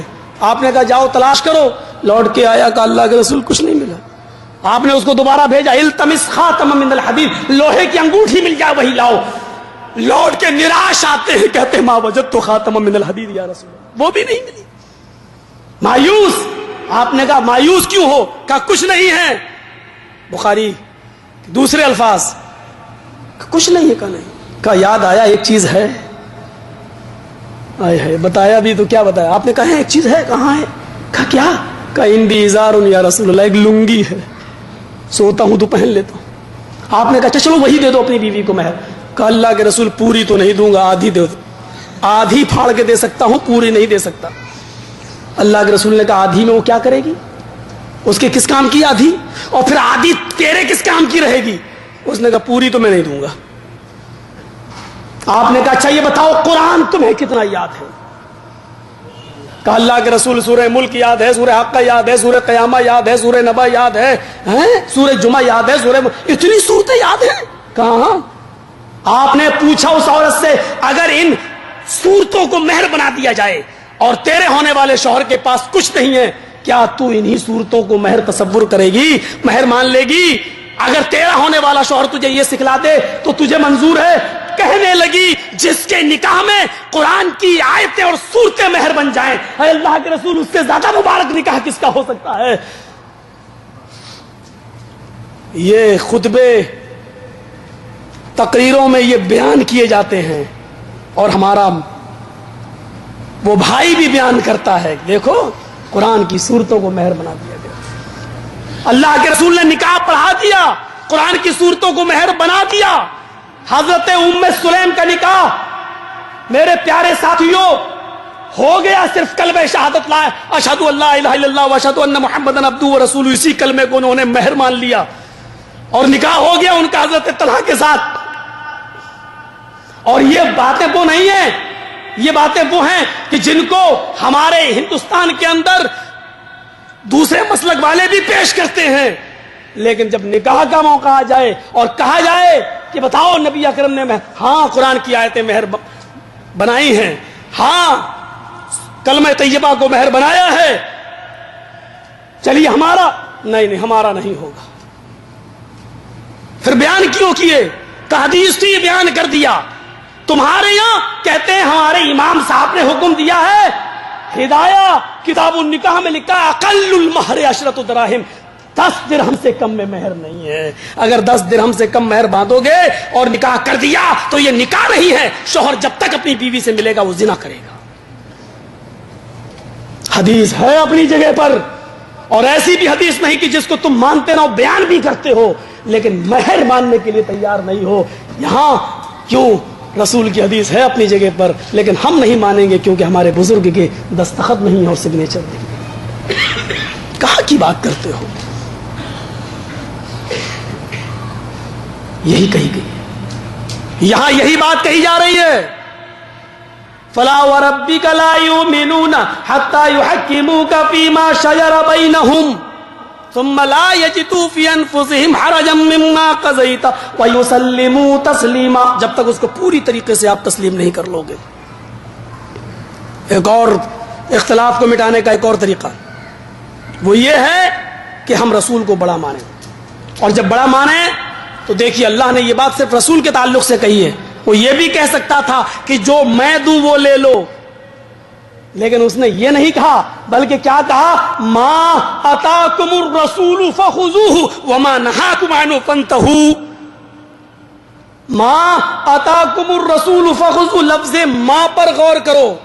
جو کچھ بھی رسول تمہیں دیں, رسول ما اتاکم محمد نہیں کہا, ما اتاکم الرسول, رسول من حیث الرسول تمہیں جو دیں. محمد صلی اللہ علیہ وسلم جب رسول کی حیثیت سے کچھ بولیں اور رسول کی حیثیت سے جب کوئی بات دے تو تم اس کو لے لو. فخذوہ, لے لو. رسول اللہ کی 2 حیثیتیں ہیں نا, ایک محمد ابن عبداللہ کی اور ایک محمد رسول اللہ کی. ابن عبداللہ کی حیثیت سے کوئی بات دے تو اس کو آپ لے بھی سکتے ہیں اور نہیں بھی لے سکتے ہیں, لیکن رسول ہونے کی حیثیت سے جب کوئی بات دیں گے تو اس کو آپ کو لینا پڑے گا ہر حال میں. جیسے ایک مثال رافع ابن خدیج کی وہ حدیث ہے جو امام مسلم لائے ہیں. کہتے ہیں کہ لما قدم نبی اللہ صلی اللہ علیہ وسلم المدینہ وهم یعبرون النخل, اللہ کے رسول صلی اللہ علیہ وسلم جب مدینے میں تشریف لائے, مکہ چھوڑ کے جب مدینہ آئے تو مدینے کے لوگ کیا کرتے تھے, کھجور کی قلم کاری کیا کرتے تھے. قلم کاری کا مطلب کیا ہوتا ہے, یہ نر کھجور کا گابا, یعنی وہ لوگ نر مادہ بنا لیتے تھے. یہ نر کھجور کا گابا ہے, یہ مادہ کھجور کا گابا ہے, اور دونوں گابھوں کو ایسے ملا کر پھر زمین میں بوتے تھے, زمین میں ڈالتے تھے. ان کا عقیدہ یہ تھا, ان کا عقیدہ کہہ لو یا رسم کہہ لو, وہ یہ تھی کہ ایسا کرنے سے کھجوریں زیادہ پیدا ہوں گی. جیسے ہمارے یہاں یہ نر ہے یہ مادہ ہے تو بچے زیادہ ہوں گے. تو وہ لوگ کیا کرتے تھے, یہ نر کھجور کا گابا ہے, یہ مادہ کھجور کا, دونوں کو ملا کے بوتے, زمین میں ڈالتے تھے, اور کیا رکھتے تھے ذہن میں, ایسا کرنے سے کھجوریں زیادہ پیدا ہوں گی. وہم یعبرون النخل, وہ تعبیر نخل کیا کرتے تھے, کھجور کی قلم کاری کیا کرتے تھے. جب اللہ کے رسول وہاں پہنچے تو ان کو ایسا کرتے ہوئے دیکھا تو آپ نے پوچھا ماذا تصنعون, یہ تم کیا کر رہے ہو, یہ تم کیا کرتے ہو.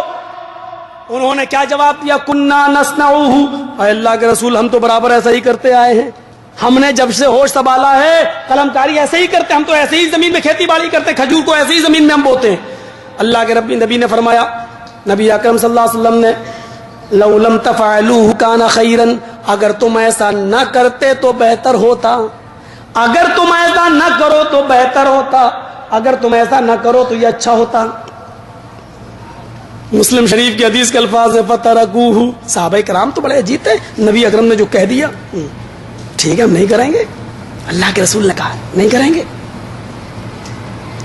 وہ رسول کی زبان سے نکلا یہاں عمل, یہاں رسول کی زبان سے کوئی حدیث یہ بتائی جائے کہ رسول نے تو دیکھیں گے یہ وہابی کی ہے کہ دیوبندی کی ہے کہ بریلوی کی ہے کہ شیعہ کی ہے, اس پہ ہم وہ دیکھیں گے مہر کس کی لگی. تو آپ نے کہا اگر ایسا نہ کرتے تو اچھا ہوتا. فترکوہ, انہوں نے چھوڑ دیا, کہ ٹھیک ہے آپ کہہ رہے تو نہیں کریں گے. فترکوہ, ترک کر دیا, اس کام کو چھوڑ دیا. اب انہوں نے نر مادہ نہیں بنایا, جو ملا وہی بو دیا. اتفاق دیکھیے اسی سال کھجوروں میں کمی آ گئی, فنقصت, نقصان ہو گیا. جس سال انہوں نے ایسا کیا اسی سال کھجوروں میں بہت کم پیداوار ہوئی. ہمارے ہاں کچھ 6 سال 7 سال 8 سال مسجدوں میں جائے شادی کے بعد اور بیٹا بیٹا بیٹا نہ ہو اور ایک بار چلا جائے اجمیر یا بریلی یا بدایوں کچھوچھا کہیں بھی تو اڈے ہر جگہ لگے ہوئے اور مل جائے اس کو تو کیا کہتا ہاں مسجدوں میں دعاؤں میں وہ برکت نہیں ہے جو یہاں ہے، جو یہاں ہے عقیدہ اس کا اسی پہ اور جم جاتا ہے۔ لیکن صحابہ کرام کا مزاج دیکھیے، کھجوروں میں جب کمی پیدا ہوئی تو انہوں نے اس کی شکایت اللہ کے رسول سے کیا کی؟ فَذَكَرُوهُ لَهُ، انہوں نے اس کو اللہ کے رسول سے بیان کیا۔ اللہ کے رسول دیکھو آپ نے منع کر دیا تھا میں مان گیا، جب ویسا کرتا تھا تو کھجوریں زیادہ پیدا ہوتی تھی، اور جب آپ نے کہا کہ ایسا نہ کرتے تو اچھا ہوتا تو میں نے جب چھوڑا تو دیکھیے نقصان ہو گیا۔ تو اللہ کے رسول صلی اللہ علیہ وسلم نے اس موقع پر جو الفاظ ادا کیے وہ دیکھیے کیا ہیں۔ مسلم کھولیے اور دیکھیے، آپ نے فرمایا انما انا بشر، تلواریں نکل آئیں گی لفظ بشر پر، انما انا بشر۔ آپ نے فرمایا اس موقع پر کہ سنو، اذا امرتکم بشیء من امر دینکم فخذوہ بہ، جب میں تمہیں تمہارے دین کی کوئی بات تمہیں بتاؤں، جب میں تمہیں تمہارے دین کے تعلق سے کوئی بات میں تم سے عرض کروں بتاؤں، فخذوہ بہ، تو تم اس کو فوراً لے لو، تم اس کو فوراً پکڑ لو، اس پر فوراً عمل کرو۔ وَإِذَا أَمَرْتُكُمْ بِشَيْءٍ مِّنْ أَمْرِ دُنْيَاكُمْ، اور جب میں تمہیں تمہاری دنیاوی معاملات میں بحیثیت انسان اگر کوئی بات میں تم کو بتاؤں تو فَإِنَّمَا أَنَا بَشَرٌ، تو میں بھی ایک انسان ہوں، میری بات لے بھی سکتے اور چھوڑ بھی سکتے ہو، لہذا اگر تمہیں نقصان ہوا ہے تو تم ویسا ہی کرو جیسا پہلا کرتے تھے، چھوڑ دو میری اس بات کو اور ویسا ہی تم کرنا شروع کر دو جیسا پہلا کرتے تھے، لیکن جب میں تمہیں دین کا کوئی معاملہ بتاؤں تو فوراً لے لو۔ یعنی جب میں تمہیں محمد ابن عبداللہ کی حیثیت سے کچھ بتاؤں تو اس کو چھوڑ بھی سکتے اور لے بھی سکتے ہو، اور جب میں تمہیں رسول اللہ کی حیثیت سے کوئی بات بتاؤں تو تمہیں فوراً لینا پڑے گی اور فوراً عمل کرنا پڑے گا۔ یہی منظر تو سامنے آیا تھا مغیث اور بریرہ کے ساتھ۔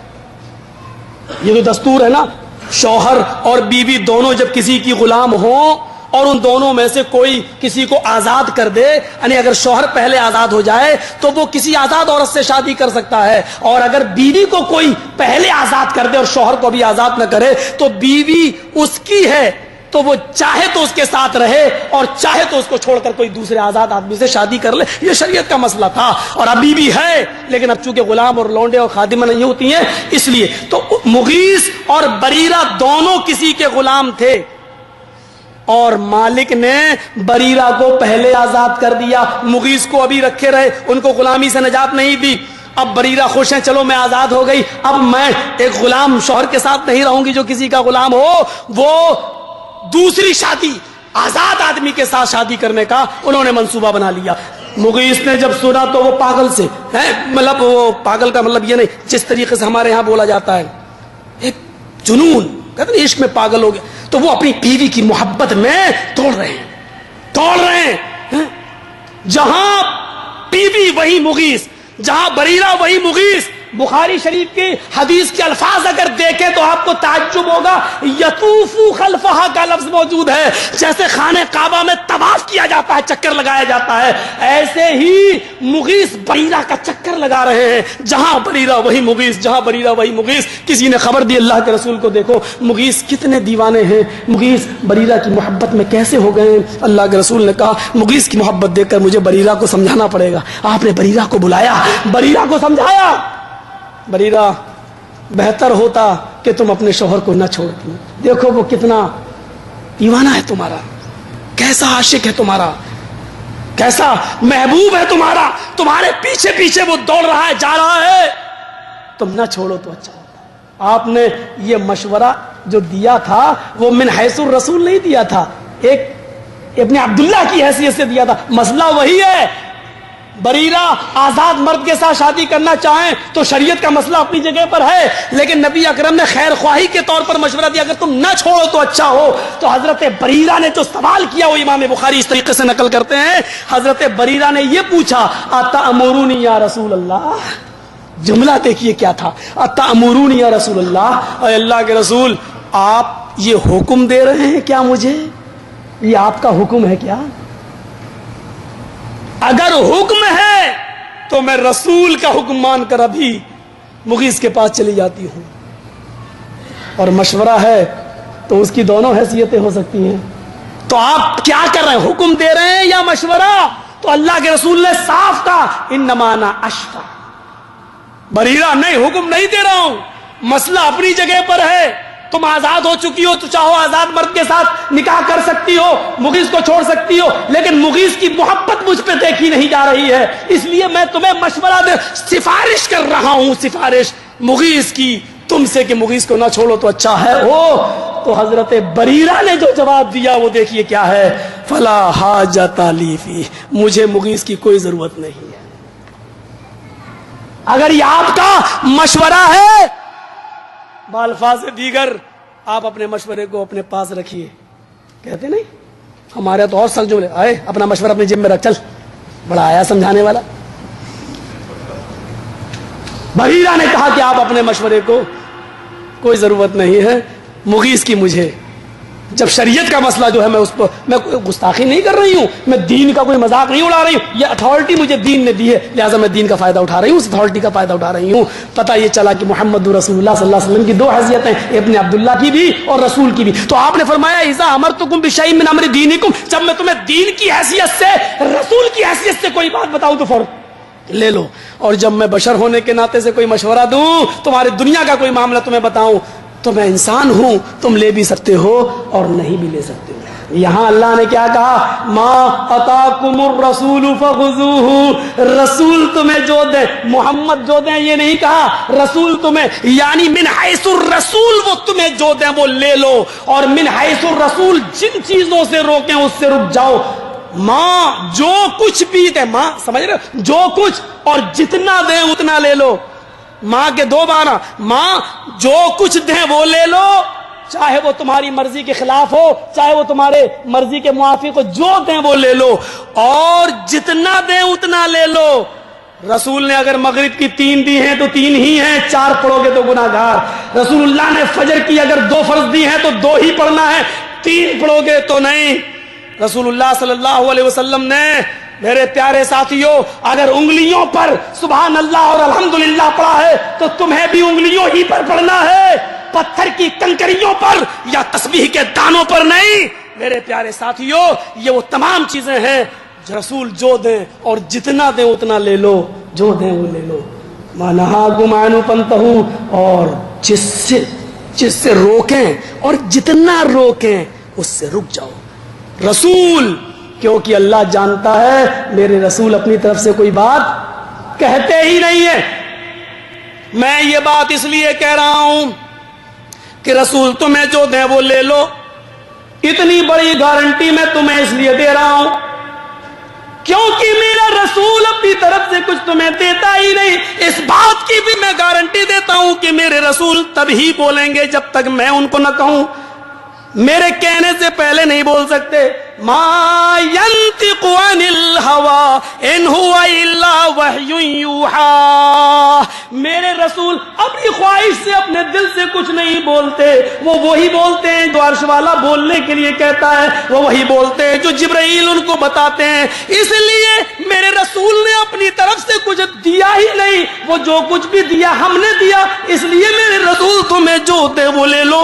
لوگوں اتنا بھی سن لو، اگر میرے رسول اپنی طرف سے کچھ کہہ دیں، اپنی طرف سے کچھ دے دیں، میری اجازت کے بغیر تمہیں کچھ دے دیں، میری مرضی کے خلاف کچھ دے دیں، تو جانتے ہو میں اپنے رسول کے ساتھ بھی کیا کروں گا، وَلَوْ تَقَوَّلَ عَلَيْنَا بَعْضَ الْأَقَاوِيلِ، اگر میرے رسول، اگر میرے حبیب اپنی طرف سے گڑھ کر، اپنی طرف سے بنا کر کچھ باتیں تم سے کہہ دیں، جو ہم نے نہ دی ہوں وہ تمہیں دے دیں، جو ہم نے نہ کہی ہوں وہ کہہ دیں، تو ہم کیا کریں گے، لَأَخَذْنَاهُ بِالْيَمِينِ، ہم ان کو داہنے ہاتھ سے پکڑ لیں گے، ہم ان کو داہنے ہاتھ سے۔ اللہ کا دایاں بایاں ہاتھ نہیں ہوتا، عقیدے کی ایک بات یاد رکھیے گا، اللہ کا دایاں اور بایاں ہاتھ نہیں ہوتا ہے، اللہ کے دونوں ہاتھ دائیں ہیں۔ اللہ کے دونوں ہاتھ دائیں ہیں، لیکن دائیں کا لفظ اس لیے استعمال کیا ہے تاکہ لوگوں کو پتا چل جائے، کیونکہ وہ دائیں کام ہاتھ سے زیادہ کام کرتے ہیں تو دائیں ہاتھ کی پکڑ بائیں ہاتھ کی بنسبت زیادہ مضبوط ہوتی ہے. کوئی چیز آپ دائیں ہاتھ سے جتنی مضبوطی سے پکڑیں گے اتنی مضبوطی سے بائیں ہاتھ سے نہیں پکڑ سکتے ہیں، الا یہ کہ کوئی لیفٹ ہینڈر ہو، ورنہ دائیں ہاتھ کی پکڑ زیادہ مضبوط ہوتی ہے. تو یہاں یہ بتانا مقصد ہے اگر میری طرف سے اپنی طرف سے کوئی بات میرے رسول نے کہہ دی ہوتی تو ہم اس کو بھی داہنے ہاتھ سے پکڑ لیتے، نہیں مضبوطی کے ساتھ پکڑ لیتے، اور پھر کیا کرتے؟ ثم لقطعنا منه الوتين، ہم ان کی بھی گردن کاٹ ڈالتے، رگے دل کاٹ ڈالتے، ہم ان کو بھی نہیں چھوڑتے اور ان کی رگے جان رگے دل کاٹ ڈالتے. میرے نبی اپنی طرف سے بولیں تو اللہ کہہ رہا ہم ان کی بھی رگے دل اور رگے جان کاٹ ڈالیں، شہرک کاٹ ڈالیں. ہم جیسے ملا مولویوں کا اور انڈیا اور پاکستان کے ملا مولویوں کا کیا ہوگا؟ یہ بھی سنت، شب برات کا حلوہ دھڑلے سے کھاؤ سنت، 11ویں میں بریانی کی ڈیگیں کھاؤ سنت، اور کہنے لگے. اور ایک سے میرا بڑی کرری حجت ہوئی تو کہنے لگا یار نبی نے کھایا تھا دانت شہید ہو گئے تھے. میں نے کہا کب ہوئے تھے؟ کہ جنگ احد میں. میں نے کہا جنگ احد تو شوال میں ہوئی، تو شعبان میں کیوں کھاتا ہے؟ جنگ احد تو شوال میں ہوئی ہے، عید کے مہینے میں ہوئی ہے، اور تم کھا رہے ہو شعبان میں 2 مہینے پہلے ہی ایڈوانس. صبر نہیں ہو رہا تمہیں؟ میں نے کہا نبی کے دندان مبارک شہید ہوئے تب کھایا، تو ایسے ہی کیوں کھا رہا ہے؟ کہہ رہا میرے نبی نے کھایا اس لیے کھا رہا ہوں. میں نے کہا نبی نے صرف زندگی میں ایک بار کھایا ہے، تو ہر سال کیوں کھاتا ہے؟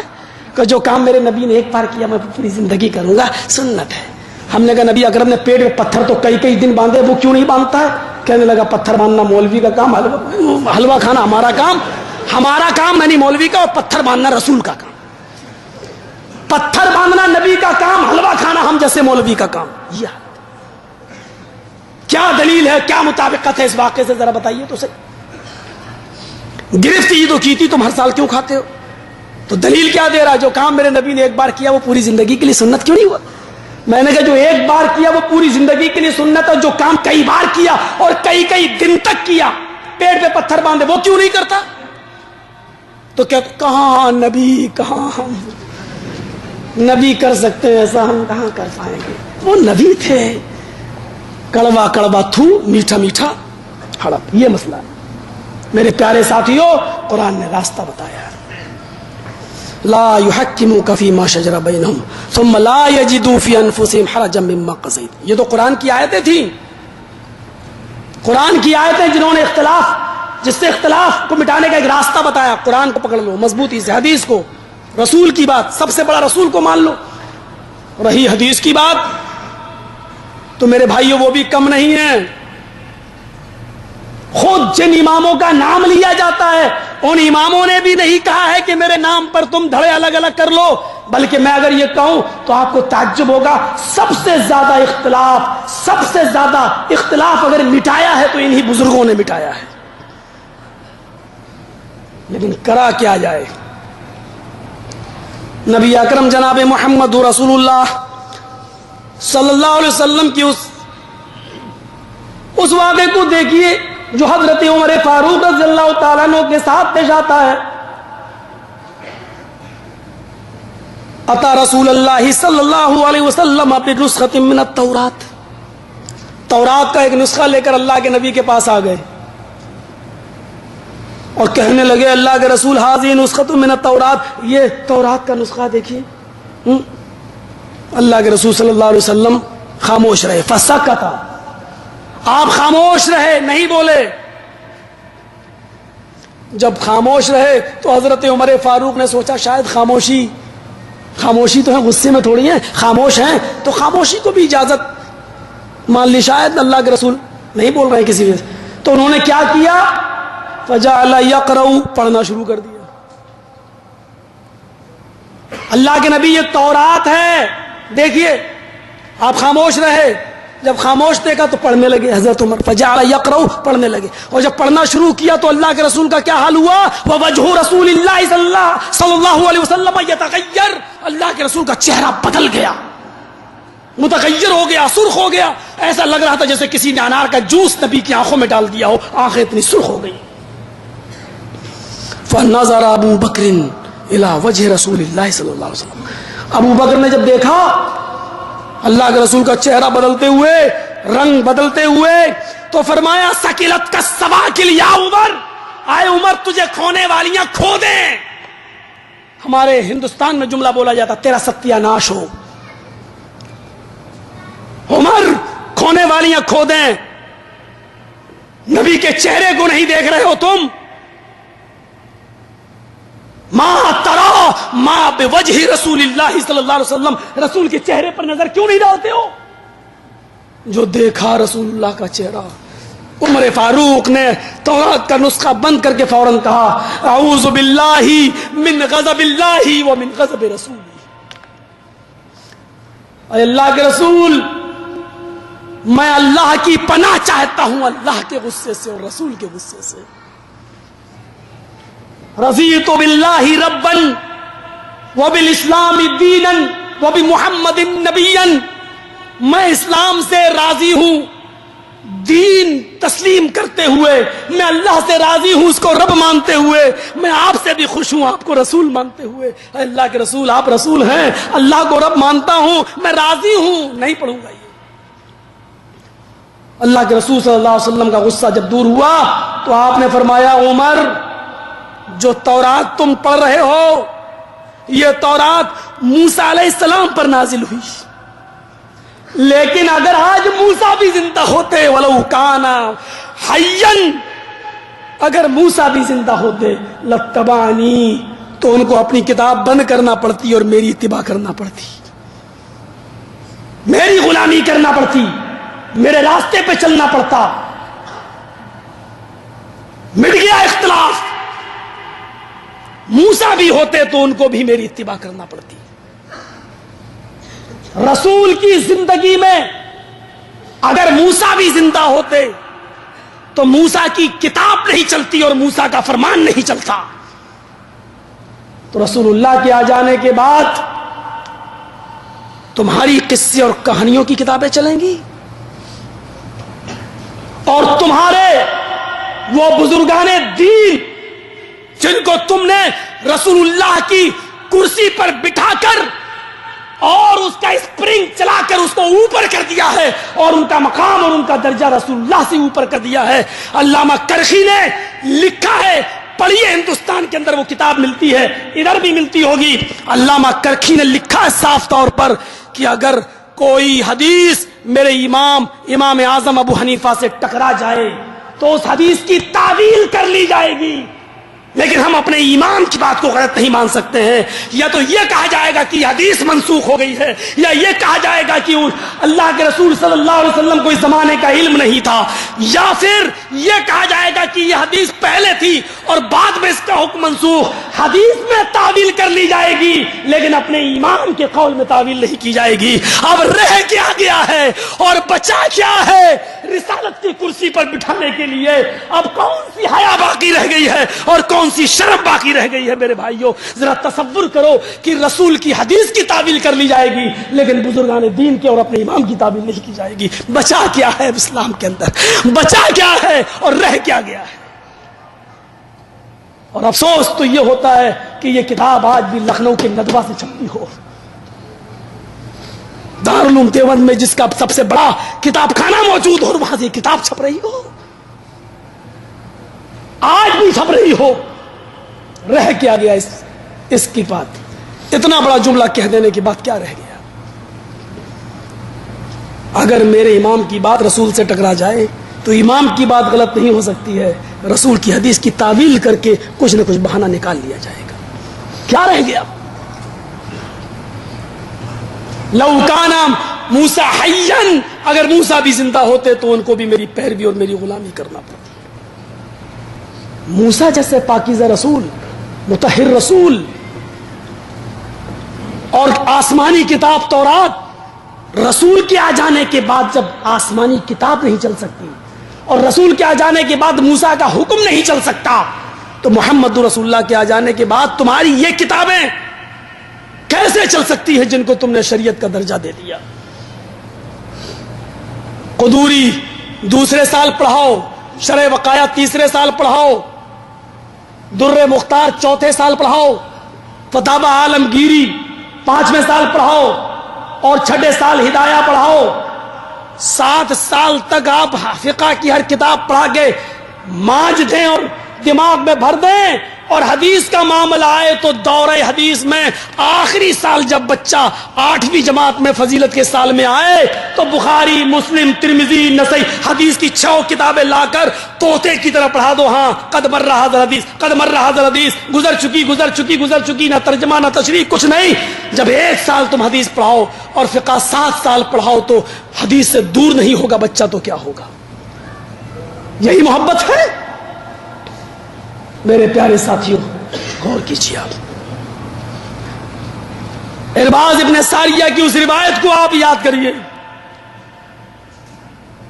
کہتے ہیں کہ صلی بنا رسول اللہ صلی اللہ علیہ وسلم صلاۃ الصبح, ایک دن ہم نے اللہ کے رسول کے پیچھے صبح کی فجر کی نماز پڑھی, فجر کی نماز, اور فجر کی نماز پڑھنے کے بعد پھر اللہ کے رسول نے ہم کو نصیحت کی. فوازنا موعظة بلیغة ذرفت منها العیون ووجلت منها القلوب.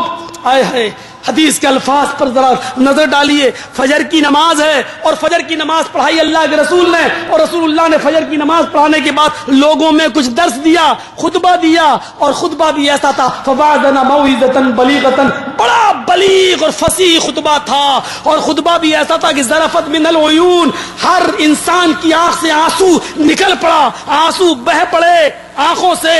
ووجلت منها القلوب, اور دل دہل گئے, دل لرز گئے.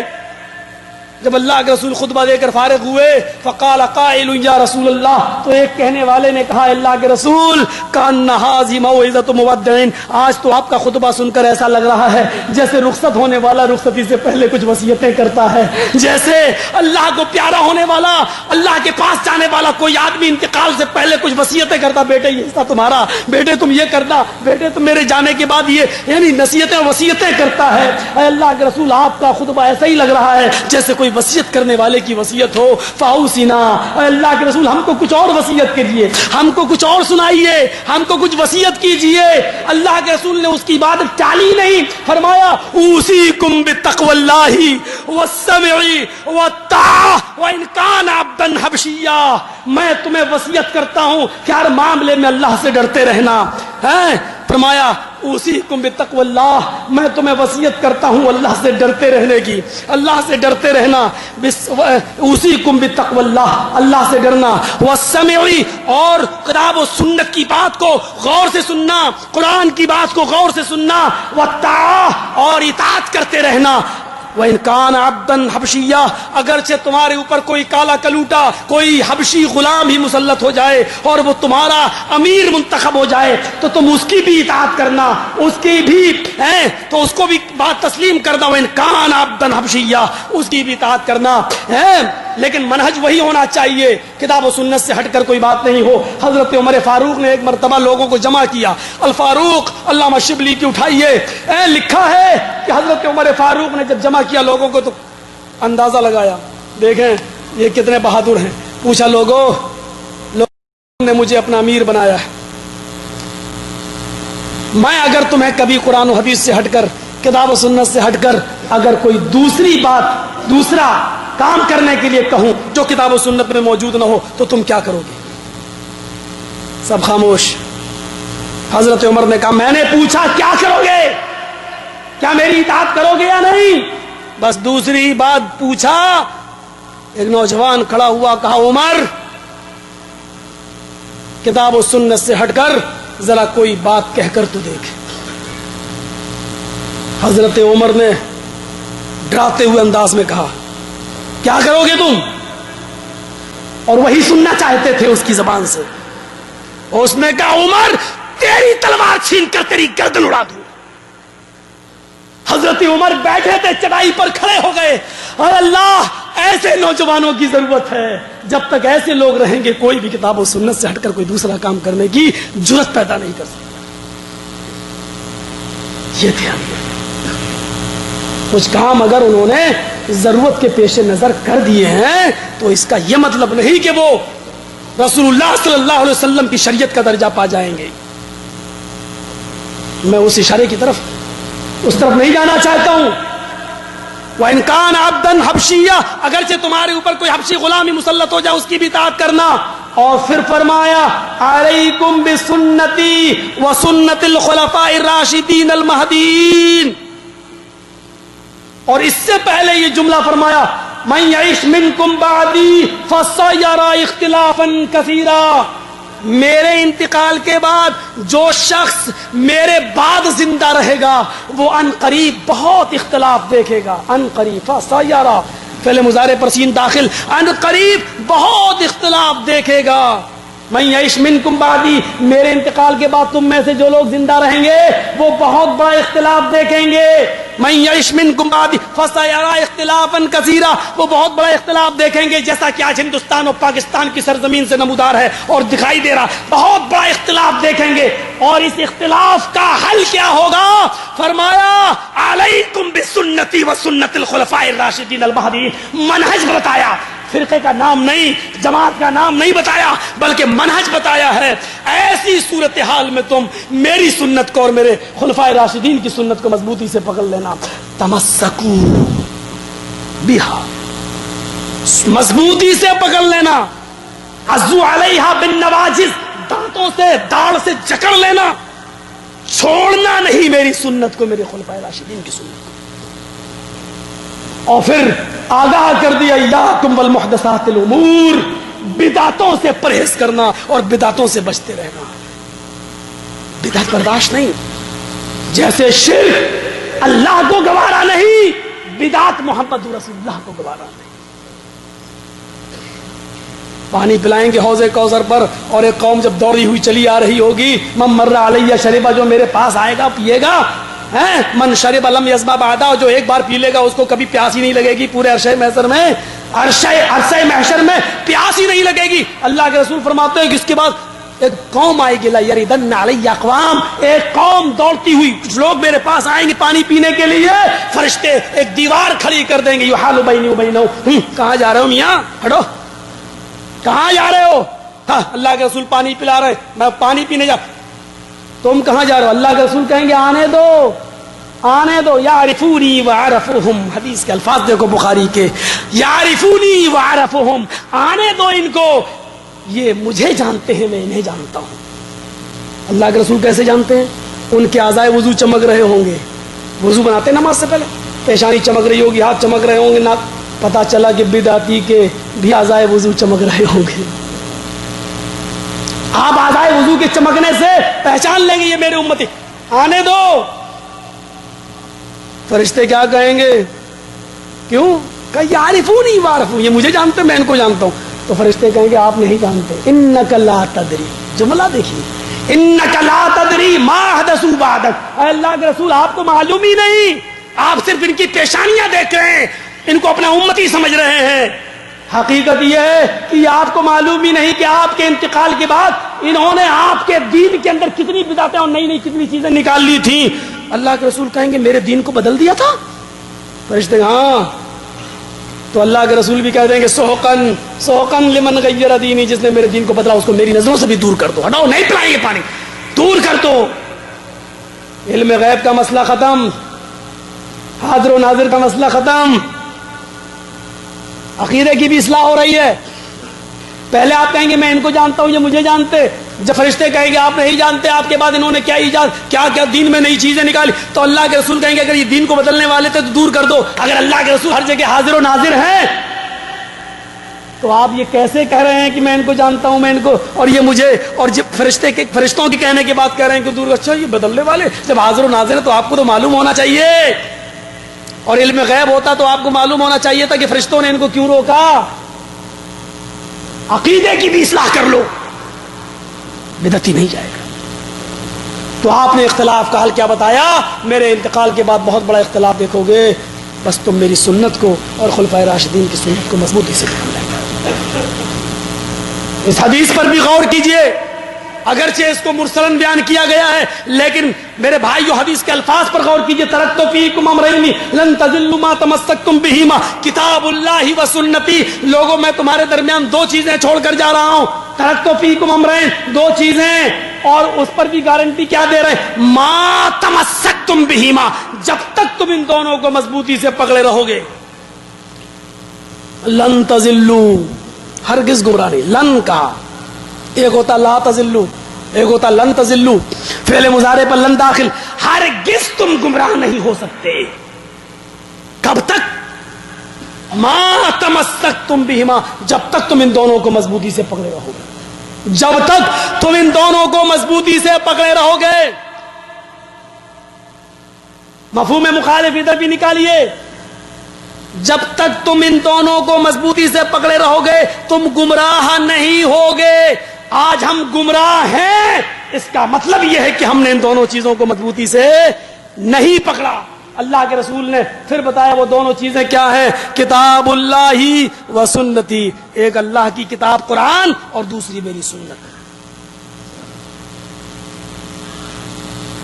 ذرا اس حدیث پر بھی غور کیجیے. لَيَأْتِيَنَّ عَلَىٰ أُمَّتِي مَا أَتَىٰ عَلَىٰ بَنِي إِسْرَائِيلَ حَسْبَ النَّعْلِ بِالنَّعْلِ، میری امت کے اوپر ایک ایسا زمانہ، میری امت اور بنی اسرائیل، جو ایک زمانہ میری امت پر بھی وہ زمانہ آئے گا جو بنی اسرائیل پر آیا تھا. حسب النعل بالنعل، جیسے پیروں میں پہننے والے جوتے برابر ہوتے ہیں، کوئی چھوٹا بڑا نہیں، ایسی میری امت میں اور بنی اسرائیل میں کوئی فرق نہیں ہوگا. دونوں ایک ہی نقش قدم پر چلیں گے. بلکہ پھر آپ نے وضاحت فرمائی ہے حتی ان کان منہم من اتی علی امہ علانیۃ لکان فی امتی من یصنع ذلک، اگر ان میں سے کسی نے اپنی ماں کے ساتھ زنا کیا ہوگا، اعلانیہ، اعلانیہ مطلب چوراہے پر، اعلانیہ مطلب کھلم کھلا، اعلانیہ یعنی سر عام.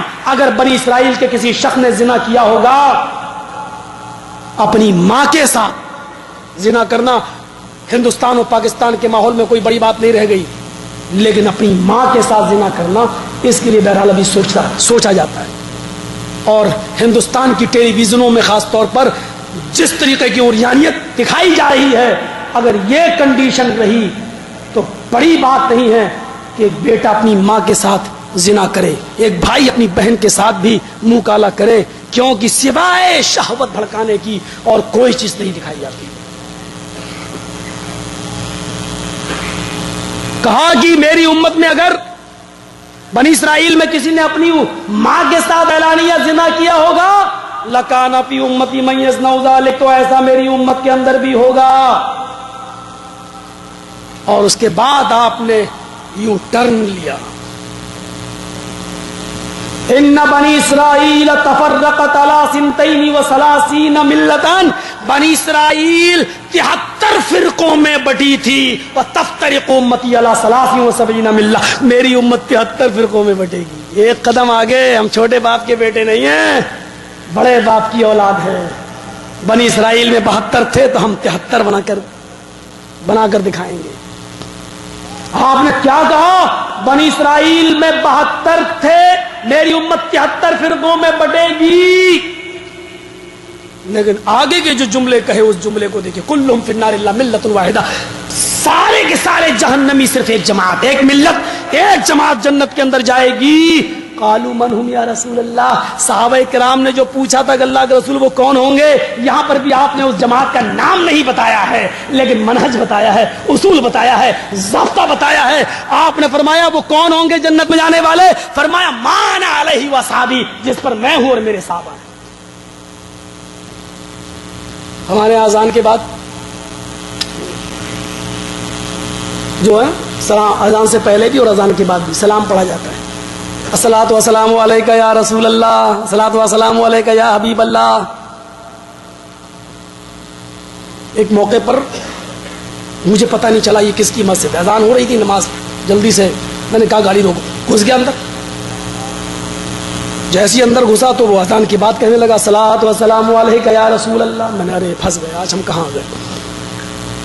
اذان سے پہلے والی نہیں سن پائے تھے، گاڑی میں تھی، اذان کے بعد والی سن لی. اب بھاگنا بھی اچھا نہیں تھا، میں نے کہا چلو پڑھ لیتا ہوں، بعد میں دوہرا لوں گا. پڑھ تو لیا نماز پڑھنے کے بعد، لیکن وہ مجھے جانتا تھا پڑھانے والا، ہنستا ہے. اس کے کہا کہ آج تمہاری نماز ہو گئی میرے پیچھے.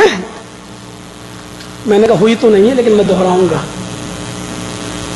کہنے لگا دوہراؤ گے تو پھر آئے کیوں، پڑھے کیوں؟ میں نے کہا ہو رہی تھی اس لیے پڑھ لیا، کیونکہ جماعت ہوتے ہوئے دوسری جماعت کرتا میں نے اچھا نہیں سمجھا فتنہ آپ کہو گے فتنہ پھیلا رہا ہے. میں بولا پڑھ کے دیکھو. میں نے کہا لوگ تو یہ سمجھیں گے میں سنت پڑھ رہا ہوں, تم کو میں جتا کے پڑھوں گا. 12 بجے تو آئے کیوں تھے؟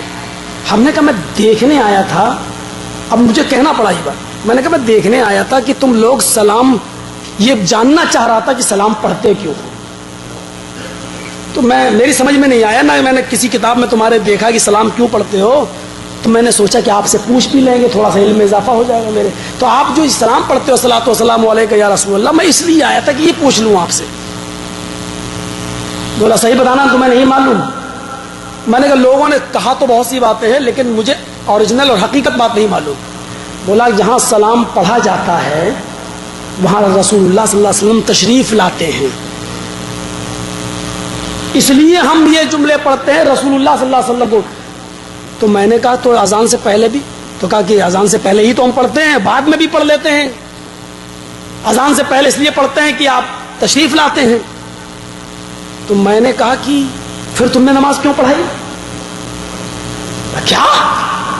میں نے کہا جب اذان سے پہلے آپ نے الصلوۃ والسلام علیکہ یا رسول اللہ پڑھا ہے اور رسول اللہ آ گئے, تشریف لا گئے, اور تمہارا عقیدہ بھی ہے, تو اس کا مطلب یا تو میرے نبی نے نماز نہیں پڑھی یا پڑھی, دونوں میں سے ایک بات ہوگی. اگر نہیں پڑھی تو کیا نبی اکرم زندہ نہیں ہے, اور زندہ ہیں تو نماز کیوں نہیں پڑھی؟ اور پڑھی ہے تو کیا تمہارے پیچھے پڑھی؟ کیا میرے نبی کی اب یہ حیثیت رہ گئی ہے کہ وہ آپ کے پیچھے نماز پڑھیں گے اور تم جیسے لوگ میرے نبی کی امامت کرو گے کہ نبی کے مصلی پر حضرت ابوبکر صدیق جیسی شخصیت بھی جاتی تھی تو کپ کپاتی تھی اور لرزہ طاری ہو جاتا تھا کہ میں محمد رسول اللہ کے مصلی پر کھڑا ہوں تو کیسے؟ اور ان کی بیٹی عائشہ کہہ رہی تھی کہ اللہ کے نبی میرے باپ سے نماز مت پڑھوائیے, وہ بہت رقیق القلب ہیں, وہ بہت کمزور دل کے ہیں, جیتے جی آپ کی زندگی میں آپ کے مصلی پر کھڑے ہونے کا حوصلہ نہیں, تم کیسے کھڑے ہو گئے؟ میری یہ بات آس پاس کے لوگوں نے جو وہاں تھے بڑی غور سے سنا, لیکن مولوی جو تڑپنے لگا مچھلی کی طرح, جاؤ فتنہ پھیلانے, ارے وہ تو پردہ کر گئے. میں نے کہا جو کام عورتیں کرتی ہیں وہ رسول کر گئے,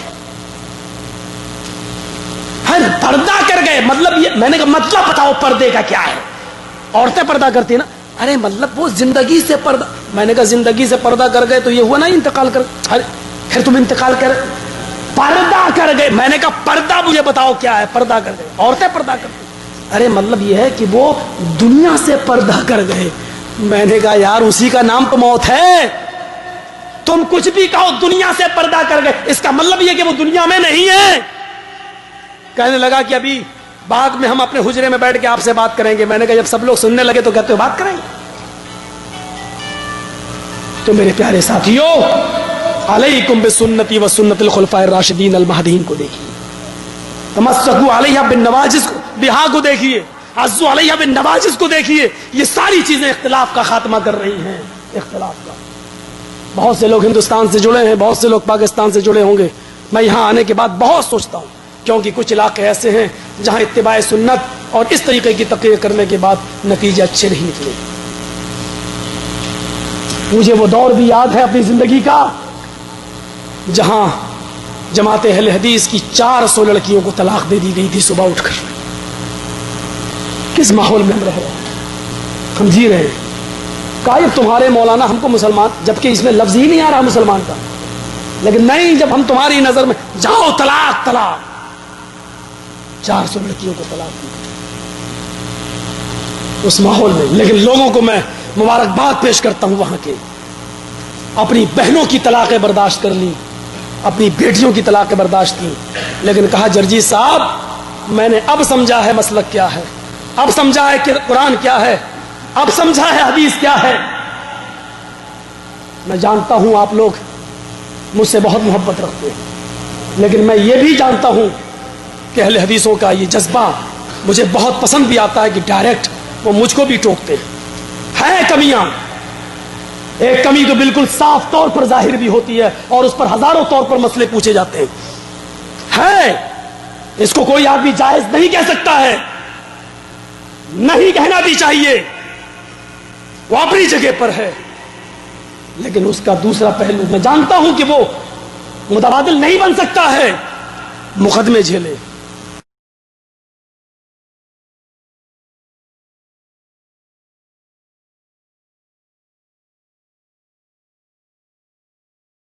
ہمارے ہاں زمین میں زلزلہ بھی پیدا ہوتا ہے تو چیکنگ یہ ہوتی ہے کہ اس میں پاکستان کا ہاتھ ہے، اور پکڑا جاتا ہے داڑھی والوں کو، اور دیکھیے کیا صورتحال کر دی گئی ہے۔ ابھی تک جھیلا ہے میں نے مقدمہ، ابھی تک نجات نہیں ملی، ہر مہینے پابندی کے ساتھ گئے، اور بمبئی کا وہ مرا جب، جس کی وہ سنتے ہو آپ اپنے موبائلوں میں نام نہیں لے سکتا، جب چند دنوں پہلے جب مرا تب مقدمے سے نجات ملی ہے۔ 20 سال مقدمہ جھیلا ہے، 20 سال۔ میرے بھائیوں، میں یہ نہیں کہہ رہا ہوں کہ ہم بچاؤ کا کوئی راستہ ہے، آپ کو دل کی تسلی نہیں دے رہا ہوں، جو غلط ہے وہ ہے، لیکن خوشی اس بات کی ہوتی ہے کہ آپ پوچھتے ہیں مسئلے۔ وہاں تو زبان بند کر دی جاتی ہے، نہیں جو کہہ دیا کرو۔ آج آپ کو مبارکباد پیش کرتا ہوں، میں یہاں سے جا رہا ہوں 20 اکتوبر کو، آپ اپنے کام میں لگے رہیں، اللہ کرے زور بیاں، زور قلم، زور تحریر اور زیادہ آپ کو اللہ تعالیٰ آپ کے مقصد میں کامیابی عطا فرمائے۔ میرا پہلا پروگرام یہاں سے جانے کے بعد 25 اکتوبر کو پٹنہ میں ہے، مہوا کوئی ہے پٹنہ کے آس پاس، یہاں لوگ ہوں گے بہار کے۔ ابھی پٹنہ کا سب سے بڑا IPS ادھیکاری جو ایک DM کا درجہ رکھتا ہے، الحمدللہ ہمارے مسلک سے جڑا ہے، منصور نام ہے ان کا، منصور صاحب، لوگ جانتے ہوں گے۔ اور اس شخص کا میرے پاس فون آیا، IPS ادھیکاری کا، جرجی صاحب ضرورت ہے، اور ہمارے یہاں کے دیوبندی بریلوی آپ کو سننا چاہتے ہیں۔ میں نے کہا کرفیو، بولے میں ہوں نا یہاں کا ذمہ دار IPS ادھیکاری، کتنی پولیس چاہیے لگا دوں گا۔ الحمدللہ دعا کریے شخص کے لیے کہ اللہ اس کو ثابت قدم رکھے۔ ضرورت ہے ویسے لوگوں کی، ایسے لوگ اگر کتاب و سنت کے شیدائی بن جائیں تو ہم لوگوں کو بھی جرأت ہو بولنے کی، ہمت ہو بولنے کی۔ میرے بھائیوں، 25 اکتوبر کے بعد پھر خیر آباد اور لکھنؤ، ان علاقوں میں میرے بھائیوں میں بس اتنا کہنا چاہتا تھا۔ بس آخری بات میں آپ کو یہ بتا دوں کہ ترمذی شریف کی وہ حدیث بھی تھی، لا تزال طائفۃ من امتی علی الحق، میری امت کا ایک گروہ ہمیشہ حق پر رہے گا، منصورین اس کی مدد بھی کی جاتی رہے گی۔ لا تزال، زالہ کا لفظ آیا ہے، اور اہل علم جانتے ہیں کہ زالہ کا لفظ تسلسل بلا انقطاع کے لیے آتا ہے، ایسے تسلسل کے لیے آتا ہے جس میں انقطاع نہ پایا جاتا ہو۔ جیسے کہنا ہو کہ زید امیر ہے، کہا جائے گا زید غنی، زید امیر ہے، لیکن کہا جائے کہ زید ہمیشہ سے امیر رہا ہو، کبھی غریب نہیں ہوا، ہمیشہ سے امیر، تو کہا جائے گا عربی میں ما زال زید غنیا، زید ہمیشہ سے امیر رہا، اس کے اوپر غریبی کبھی نہیں آئی ہے۔ ما زال زید غنیا، ہمیشہ سے امیر رہا، غنی رہا۔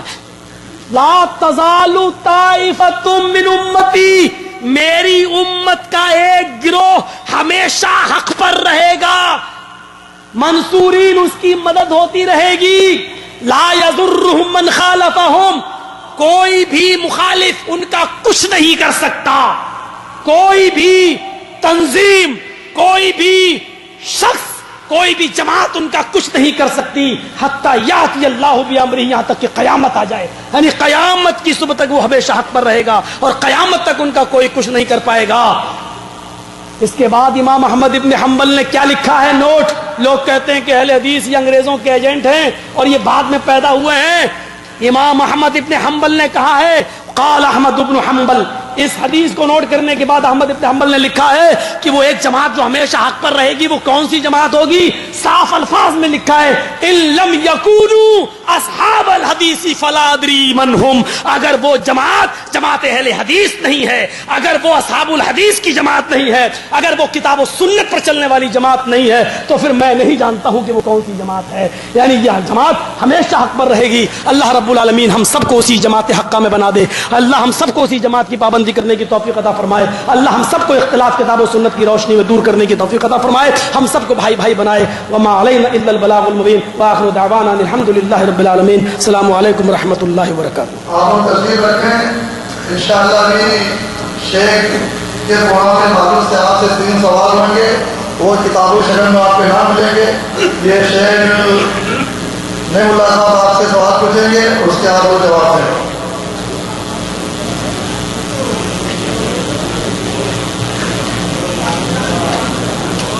بسم اللہ الرحمن الرحیم. سب سے پہلے اتحاد کے لیے جو بنیادی اصول بیان کیا گیا قرآن میں اور اس کے لیے شیخ نائب والے قیادت کی حکم ہونا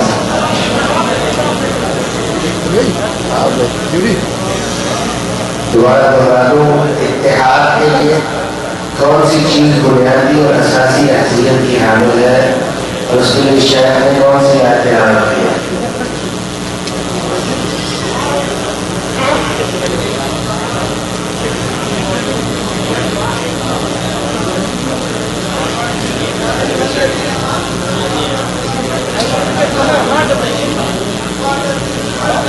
بارک اللہ فیکم. آگے اس سے پتہ چلتا ہے کہ بات کو توجہ سے سنا گیا ہے.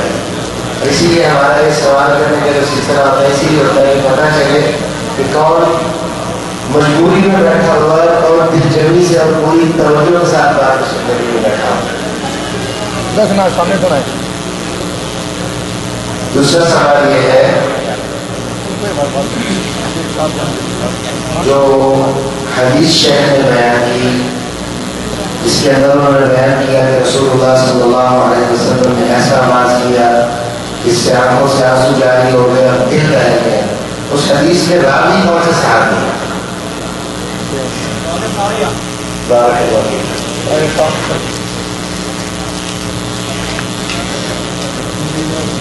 تیسری جو سب سے آخر میں شیخ نے روایت بیان کی ہے، اس کی آپ کی روایت بیان کی جو آخر میں سب سے روایت بیان کی ہے شیخ نے، اس کا حوالہ شیخ نے کس کتاب کا دیا ہے؟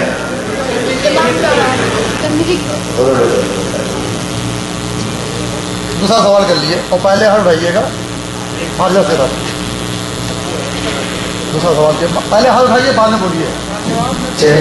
اس طرح شیخ نے بیان کیا مغیث اور بریرہ کے حوالے سے، جو دونوں میاں بیوی دونوں کا جو سلسلہ تھا اس کے حوالے سے جو قصہ بیان کیا وہ کس کتاب کا حوالہ دیا گیا؟ آپ کیا کریں؟ چلے آپ آ جائیں.